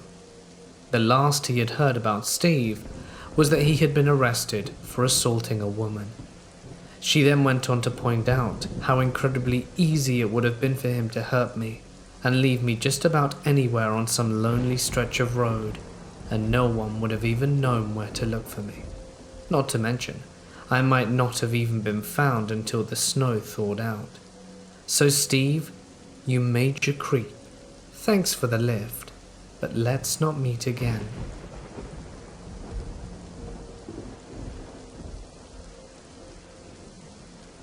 Me and my friends love to go exploring out in the middle of nowhere. One friend had a tip-off that there was a really cool and undisturbed place, an abandoned graveyard complete with several mausoleums that could be ventured into. He said that one of them had the door unlocked, courtesy of one of his other friends, and that it was a cool place to look around. Really big, and obviously the people who perished here had lots of money, which is uncommon in this part of where we live. So one evening we made our trip out. It had to be night, you see. We brought with us several decent flashlights and a couple of beers just to keep the buzz coming along. We were walking around, chatting and chilling, and we got to this creepy gate. It was unlocked, and we made our way in. We made sure to be respectful in the graveyard, but really wanted to see the mausoleum. When we were getting there, one of my friends, John, was walking around behind the mausoleum. We paid him no mind. He's old enough to look after himself, and we were sure he'd be okay. I was looking inside. The detailing inside this crypt was incredible. This person must have been really loved, I thought. This was the kind of stuff I was thinking when, rather quickly and unexpectedly, do we hear a cry. We run out from the mausoleum, and it seems that John has fallen into a grave. I didn't even know that could happen. Turns out this graveyard was really old. What happened exactly is that he was walking and he felt someone pull him, and at that moment he fell straight onto the ground. But the ground immediately gave way and he fell. We were worried he might get tetanus or something, but there was nothing wrong with him. He didn't cut himself on any of the wood. We're pretty sure that the old coffin had pretty much been destroyed by termites, and he'd fallen almost through it. It was a creepy experience, no doubt. In truth, if he hadn't fallen on his hands, he probably would have gone further down, but it was unsettling nonetheless. He never came back with us when we returned to explore again.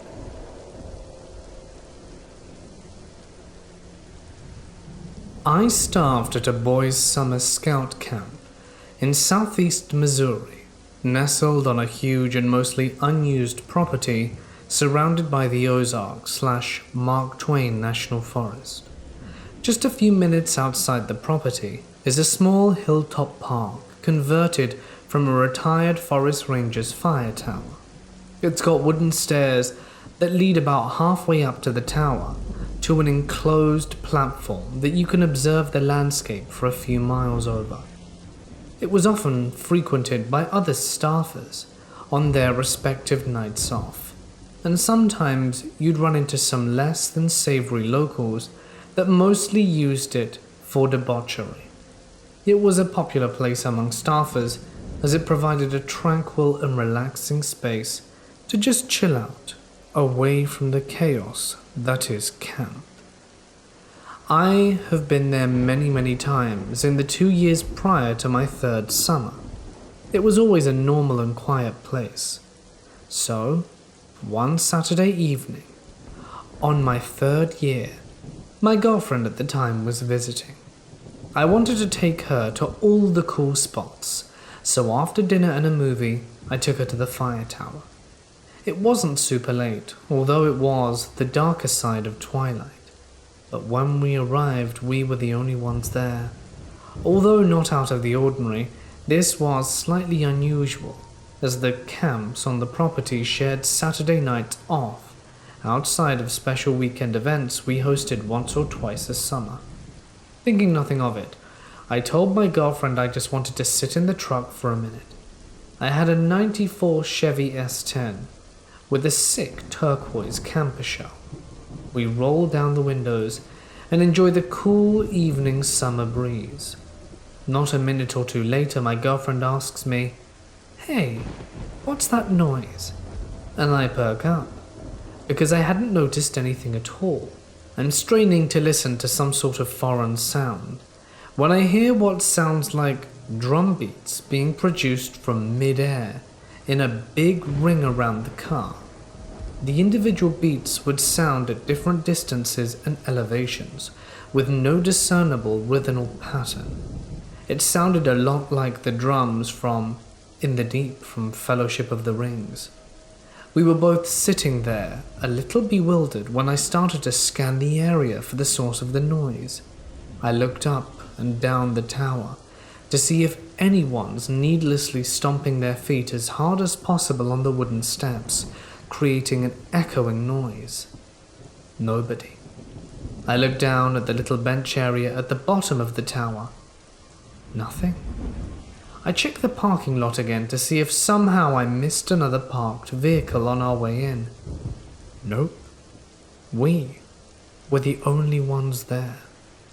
By this point, I know that something weird is going on, and I roll up the windows and lock the door. My girlfriend is still confused, but she's never been here before, so she doesn't realize how unnatural this sound is. The drum beats have picked up, and it seems like they're slowly but steadily closing in on the truck, progressively getting louder. The hair on my arms and neck stands up straight, as I can tell the beats are actually approaching us in the truck. All of a sudden, I hear the beat right behind the camper shell window, right behind the cab of the truck. I fling myself around to see if there's anything in the bed of the truck, but I see nothing. However, as soon as I turn over my right shoulder to look back, I expose my back to the driver's side window, and immediately, a drum beat happens just outside my window. Just remembering this, I get chills down my back, as if whatever was doing this was intentional and intelligent. It picked the bed first because my back was exposed and vulnerable, got me to turn around, and it was as if it was taunting me. At this point, dread washed over me, and I felt like we needed to leave immediately, or we'd be in some serious danger. My fight or flight kicked in so hard I began to cry uncontrollably, flying down the gravel road, way too fast to be safe. The noise did not pursue nor continue. But needless to say, when we got back to camp, I was so shaken I had to go straight to bed. I've been back a few times since, but nothing like this has ever happened again. I asked some other camp staff buddies if they had experienced or heard anything similar like this at the fire tower, but nobody had anything noteworthy to say. My ex-girlfriend still remembers that night, but maintains that she never felt any fear, just a curiosity of what was making that noise. If anyone has any thoughts or ideas, I'm open to hearing what you think.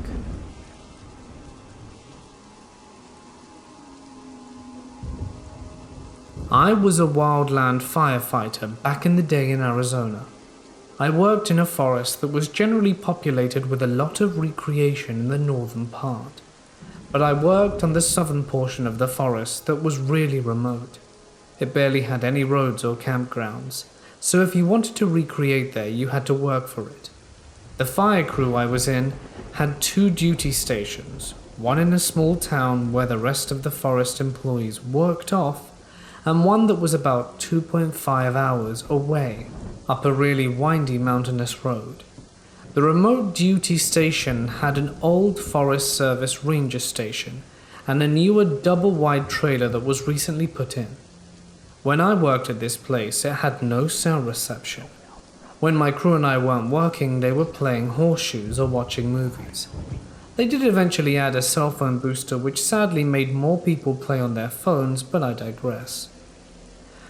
So, my supervisor from that crew had experienced some weird things working up there.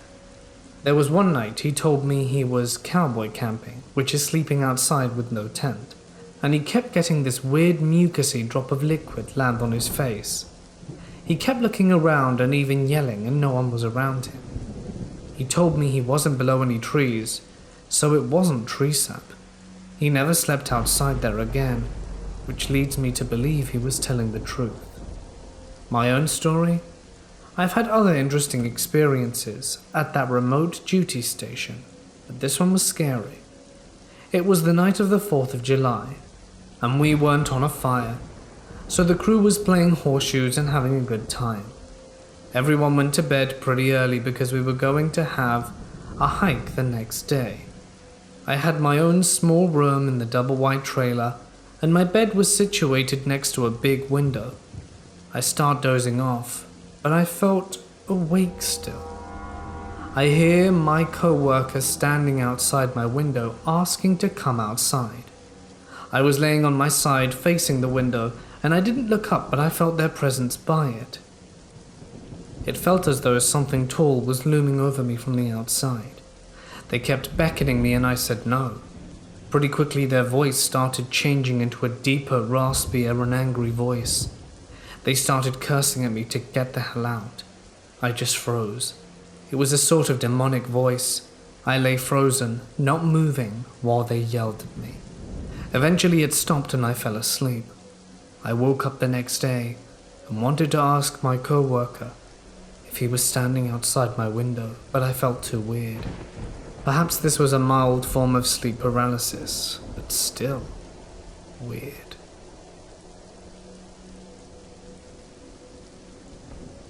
I was living in a house that was the model house before we bought it, so no one had lived in it prior to us. I was married to a man that I still feel today had a lot of dark energy around him. While in this marital home, one night I was doing laundry. The laundry room was right off the living room. The door was wide open, and the only light on was the laundry room light, which lit up the couches. I heard my husband say my name, so I looked up.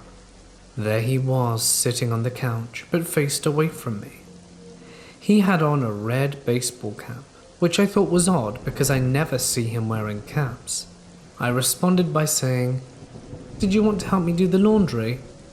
There was silence, so I repeated myself, and I was met with silence again. Annoyed, I said, "Okay then, just ignore me, you weirdo."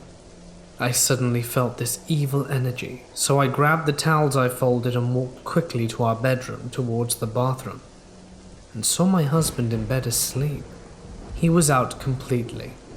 Besides, if that was him and he was playing a joke, there's no way he could have gotten past me, especially that fast. Weird things kept happening in our house. We had major electrical issues that would get fixed only to go bad again. Our air conditioning units both kept perishing. Then fixed, then perish again. Phones would never work. Our marriage was awful and my husband was very abusive. I felt this dark energy all the time. There was a door I would shut that would open the second I turned around. Nothing was wrong with it. Our master bath shower would come on full blast at 3 a.m. on random nights, and always the same time. One day, a frozen food delivery service was in our neighborhood. The man rings the doorbell and asks me if I want to buy anything from them. I politely decline and he says to me, "You know, if you ever need anyone to talk to about what's going on inside your home, you can always call my wife." Come again? I made no mention of this." I didn't know what to say and was shocked. "How do you know anything about my house?" I say. The chills came over me, every inch of my body, in front of my eyes, as if the sun rapidly set and the sky became dark. I was feeling this fight or flight, and I was starting to close the door a bit more. I looked at him, and the man's face changed into a distorted one. His ears looked pointy, and he looked so completely evil.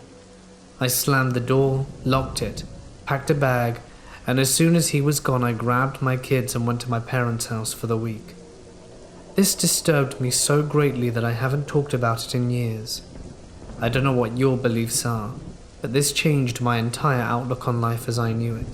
I'm not crazy, I know this happened. I've had many things happen to me since, including a visit from a loved one, and I 1,000,000% believe there are different levels of energy in this world.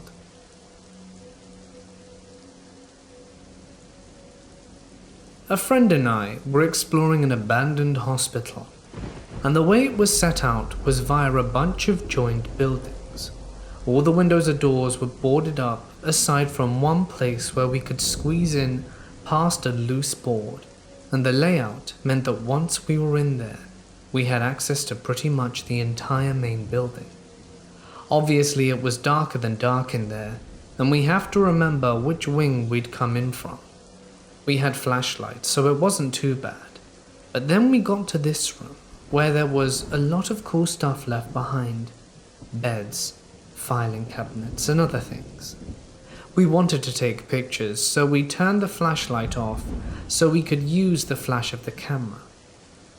We did this for 10 minutes or so, only seeing the bright flash from the camera. Everything was cool, and then we slowly became aware of noise. Usually an abandoned building is pretty quiet, apart from water dripping and wind doing weird things. But we could hear floors creaking, doors creaking, the occasional scrape or crash of metal against the floor. Basically, it sounded like someone was blundering around in the dark. Now, the layout meant that in order to get back to where we came in, we'd have to walk back towards the noise. There's only one route. We're getting freaked out, so we start moving back through the rooms, stopping to listen all the while. Finally, we get to the side hall that we came in from, and we bolt to the door at the end, finally risking turning the flashlight on and making noise, but it was the wrong door. We stand there listening to the footsteps get closer. We're frozen standing in the dark, totally cornered. If whoever or whatever is making that noise comes down this short hall, we are screwed. We wait and listen, holding our breaths. The scraping and shuffling approaches.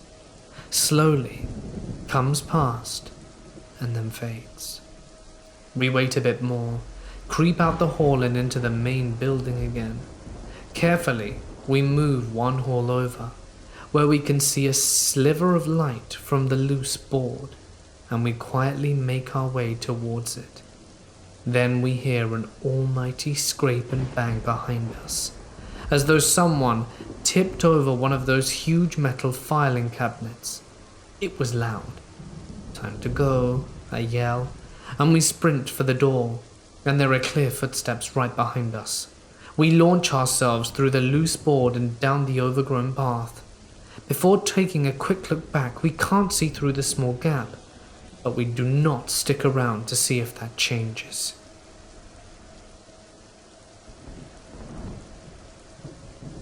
My friend enjoys riding the subway while listening to, or rather eavesdropping, on other people's conversations. She says it's better than listening to music, and she gets to hear most crazy gossips and stories. One of these days she was riding the subway to work and overheard two girls having a chat. One started saying how she would much rather ride the subway in Sao Paulo, which I should mention is where me and my friend are from, than in other cities such as New York or London. According to this girl, since in those cities the subway is constantly open, late nights and early mornings are not really safe, and the weirdest thing happened to her in the London tube one night.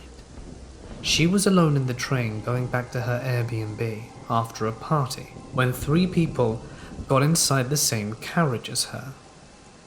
It was 2 guys and a girl, and they were making out hard. The girl was being a total boss between the guys because she was getting all the kissing and rubbing. They all looked a little crazy, walking funny, and you could clearly see that they were on something. After a while, the girl notices the making out lady was staring at her, so she couldn't tell if she was jealous or inviting her to join in. So she tried to avoid eye contact. Some stations pass and a homeless guy enters the same cart. He looked at the girl, and the other people decided to sit by her. By then, the girl could feel something was wrong. There was something in the air, she couldn't quite say what. As the next station comes, as soon as the door opens, the homeless guy grabs the girl by the arm and drags her out. It was so fast, they were both already a bit far from the cart when she starts screaming for help. The homeless guy looks at her in surprise and says something along the lines of, "Why are you screaming? Couldn't you see what was going on? Can't you see I saved your life?" That girl, between the 2 men, she wasn't blinking. They were carrying a corpse. Unfortunately, this is where the story ends, because the girl who was telling it to my friend got out on her station. But oh boy, girl from the crazy tube ride, if you're listening, I'd love to know what happened and know if the guys got arrested.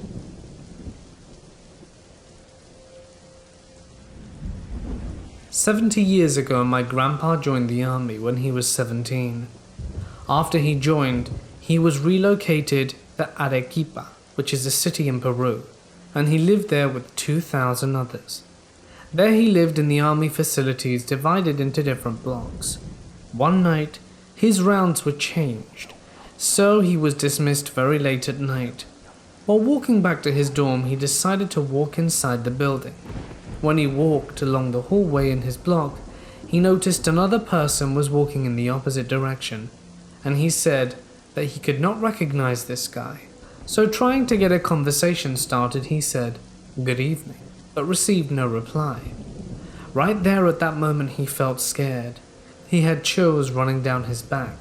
Then he stopped and walked back to reach out to the man, and this turned back and he started to walk.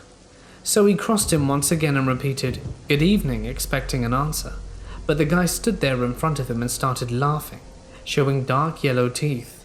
My grandpa said that he yelled all caliber bad words, and while doing it he noticed the man thing running away, moving his arms like he was paddling, and disappeared into a wall. Then my grandpa fainted and was found by his friends. Weeks later he was called by his superiors and was told that many years ago there was an earthquake that destroyed the old facilities and ended some people's lives in there. Yet, they also told him that the person he saw was a cadet like him, who practiced rowing and passed during the earthquake.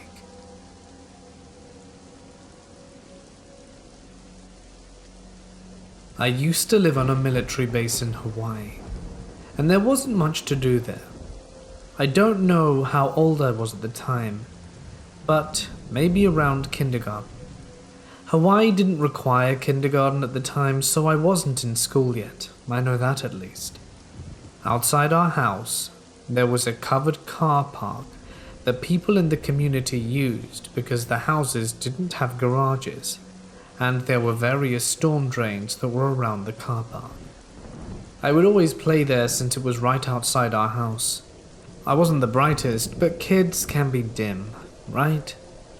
So one day I was playing there, and I thought it would be fun to drop a thing down the storm drain to see how far it went. I had dropped a few rocks and some small sticks and eventually ran out of things to throw in. So I started saying hello to hear my echo. I didn't expect to hear anything other than my own voice. I was surprised when I got a response. A little girl called back to me. I wasn't scared, just confused. I asked her what she was doing down there, and she said that her and her family lived there. I remembered that I kept trying to look closer, but it was so dark you couldn't see the bottom at all. We sat for a while and spoke. I don't remember the whole conversation, but it went on for a while. I vividly remember the last part of it though, because I felt so guilty and hurt. Years later, I still do, even though I'm not entirely sure it happened. She wanted to play with me, and I said I could invite her in for dinner, and she got really excited by that idea. So I ran inside and asked my mum if my friend could come over for dinner. She said no, and she wouldn't let me go back out to tell her. The next day I went out to explain to my friend what had happened, but she wasn't there. I never heard from the little girl in the drain again. I remember crying that day. I blamed my mum for me losing the only friend I had made there. My mum still remembers this thing happening, and just how upset I was because of it. I once escorted a church group, young kids through to adults, on a weekend overnight outing to a camp in the Poconos. The camp was set at the confluence of two streams and was somewhat rugged. The group had lots to do: a climbing wall, boating, hiking, sports, all kinds of stuff, including a nature center and a little museum. The nature center had interactive displays, fish tanks, small animals and a touch table. a large wooden table with sides on, which was scattered with all sorts of artifacts that the guests could pick up and handle. These items included deer antlers, bones, turtle shells, feathers, arrowheads, and pottery, rocks, seeds, and nuts, tanned hides, etc. Little kids especially loved it. All the items were found by guests or staff while out in camp and returned to the nature center. I handled the items also, and I noticed one bone that had a really odd shape. I'm an environmental scientist by profession and an outdoorsman and naturalist for fun, and can generally recognize what bones come from what part of what animal. This bone was a human mandible, the lower jawbone of a person. It was severely worn, smooth, and had no teeth, but easily recognizable as such. It had been there for years, handled by thousands of people, and no one noticed or at least reported it. I reported it to the director, who removed it and notified the state police. They investigated and it seemed very old, and no one was reported missing in the immediate area, so the camp wasn't allowed to keep it. Possible explanation? The facility was the site of a timbering and ice harvesting camp up until the 1920s, and may have been the remains of a worker who perished and was buried right there. But who knows the real story? As far as I know, it's still on the table.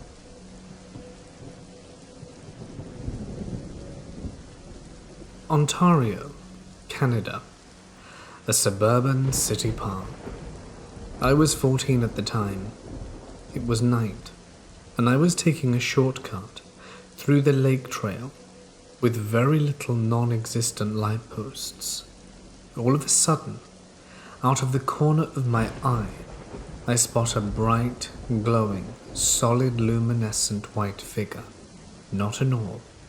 It was in the dense brush and dense trees of the forest, about 8 feet away on the left of the path. I kept walking, and it seemed to move in the same direction as me. It looked like a figure, since the leaves and branches outlined it at certain dimensions, although not clearly enough of a humanoid shape. I was a curious kid, and did not frighten easily, but what freaked me out initially was how soundless the figure was moving through the bush. I think I probably let out a shriek, and backed away in fear when I fully comprehended the situation. The figure was gone as soon as I looked back in that direction, and to this day, I find myself wondering if it was a mental distortion, although I wasn't on any drugs or anything like that, or had never experienced any type of hallucinations. If it was a very silent human being wearing white, glowing clothing, which is very unlikely, it somehow managed to give off no sounds at all. If it was a very silent human being wearing white glowing clothing that managed to give off no sounds, that be of branch or leaf or anything in between, was it a ghost or some other entity?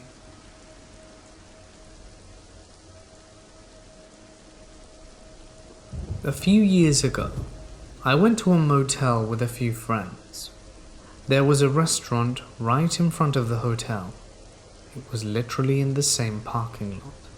My friend and I, us both being girls, went to the resto bar around 2 a.m. It was open 24/7, and some of our guy friends waited for us a bit further in the parking lot. We couldn't see them from the inside though. We get to the resto bar, and I feel a creepy vibe right away. There was only one employee, a girl in her mid-20s, and us 18-year-old girls and a creepy dude sitting at the bar. The guy looked up at us, up and down with a smirk. The girl was just standing there, stiff as hell.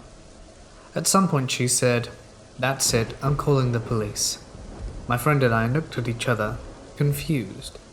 The guy got up and got closer to her.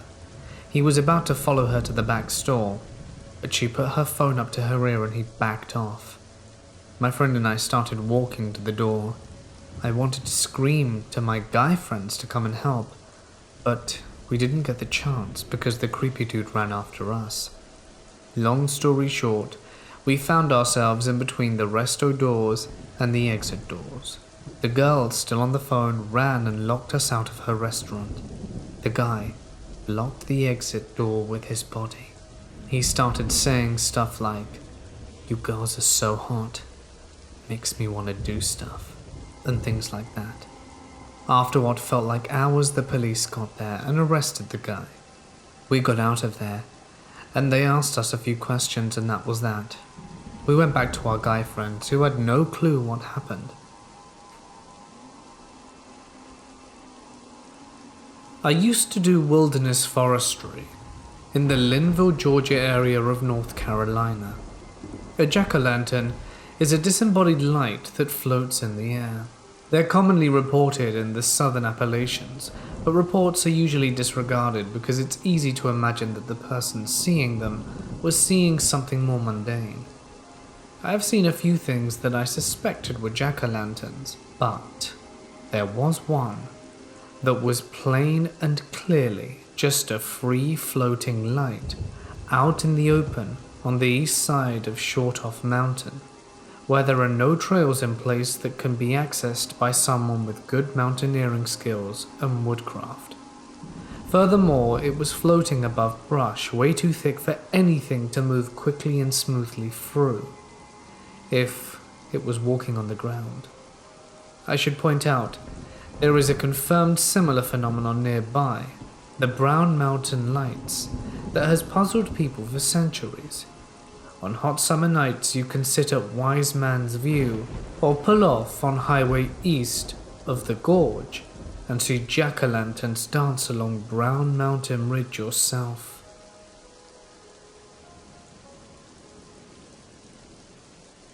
My friends and I discovered the opening to a tunnel to the sewer system this one summer in middle school, and me and my friends started to go there to smoke and relax away from the public. There was this one spot that we liked that was dry and full of graffiti, so that was our spot, but it was pretty deep in there. One day we noticed the messages on the wall, and we knew it was fresh since we'd never seen it before. We went back again and again without any further incident. One day, me and the other two decided to skip school and going there to chill. We were there for about half an hour, and we had just finished smoking a blunt when we started hearing a faint voice burst into laughter, followed by other voices bursting into laughter. We couldn't tell if it was coming from the entrance or the deeper part of the tunnel. We stayed quiet. Started hearing the laughter, getting louder and more intense. One of my friends quickly went up to the nearest manhole cover and started pushing up. My other friend went over to help, and they were able to open it. We crawled out of there onto a busy road and ran for our lives to the nearest apartment complex. We never went back after that.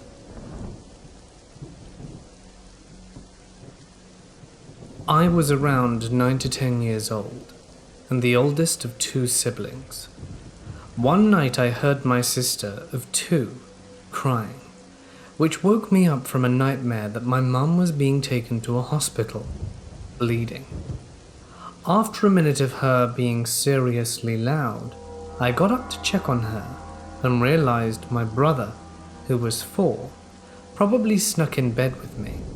So I moved out without waking him to check on my sister who wasn't in her crib. Now that freaked me out. I turned on all the lights and started to scream her name, and both my sister and my brother came out from my room. They both had a nightmare and decided to sleep with me. I tell them to go back to my room and go check on our parents, who aren't home. Now I pretend everything is okay because I don't want 2 little children crying while I don't know why we're at home, alone, at 4 a.m. My grandmother showed up almost an hour later and told us our mum had had a migraine and had to go to the hospital, and she was staying with us for a while. Years later, I found out it wasn't a migraine my mother had, but a miscarriage. I have no explanation for what happened that night.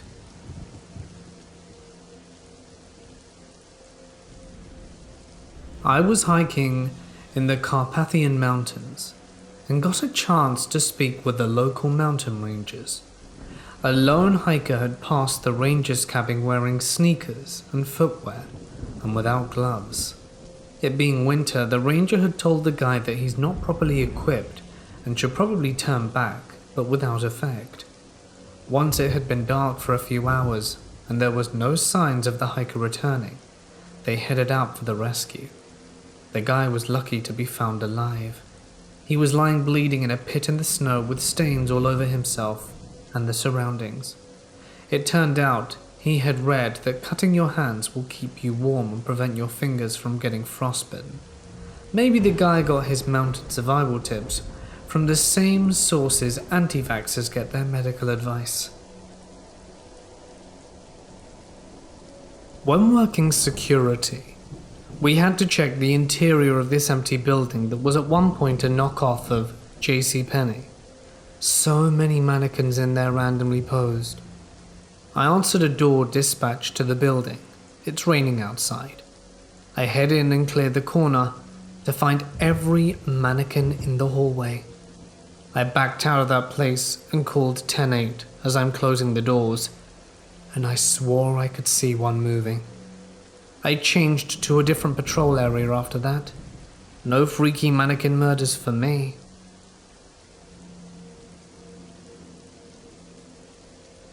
My friends and I went to a festival near LA in August. My girlfriend and I take my car and 4 of our friends are in another one. Our GPS app took us 2 different driving routes from LA back to San Francisco. We stopped for gas about 4 hours into the trip. My girl and I are just standing around the car talking, letting the cold air wake us up before heading back out. Just as we're getting ready to go, an older pickup truck parks next to us, and a dude gets out the car and stares at my girlfriend. I open her door for her, and his eyes dart towards me. My girlfriend gets in the car and slams the door shut. So there I am standing with this guy waiting for something to happen. Do you believe in God? Great. I'm gonna be murdered in front of my girlfriend. Not wanting to upset him, I put my personal views aside and said, yes. What came out of his mouth for the next half hour were the most vile and twisted interpretations of the Bible I had ever heard. Things like, God only made gays sick as a test for those faithful to him. Sex workers with tattoos will be playthings for those of us that reach heaven. The darker you are, the more sin you have to atone for in hell. I was very uncomfortable. My girlfriend had a full sleeve tattoo on both arms, and we were both non-white. I'm starting to get upset, but not wanting to get into an altercation with him, I give a lot of, sure. I get a phone call and go check it. My girlfriend's calling me from inside the car. I look back at him and say, I should probably take this, wish him a good night, and walk back to the driver door. As I turn, he grabs my shoulder, and I can feel every muscle on my body tense up. I turn to him again, and he hugs me, whispering some prayer or another thing into my ear. The last thing he said to me before I got in the car was, "Be safe, brother. Don't fall for God's traps." I drive off, and was a little too shaken to talk about anything. Eventually we started joking about it, but I still am very apprehensive every time I take a trip down to LA.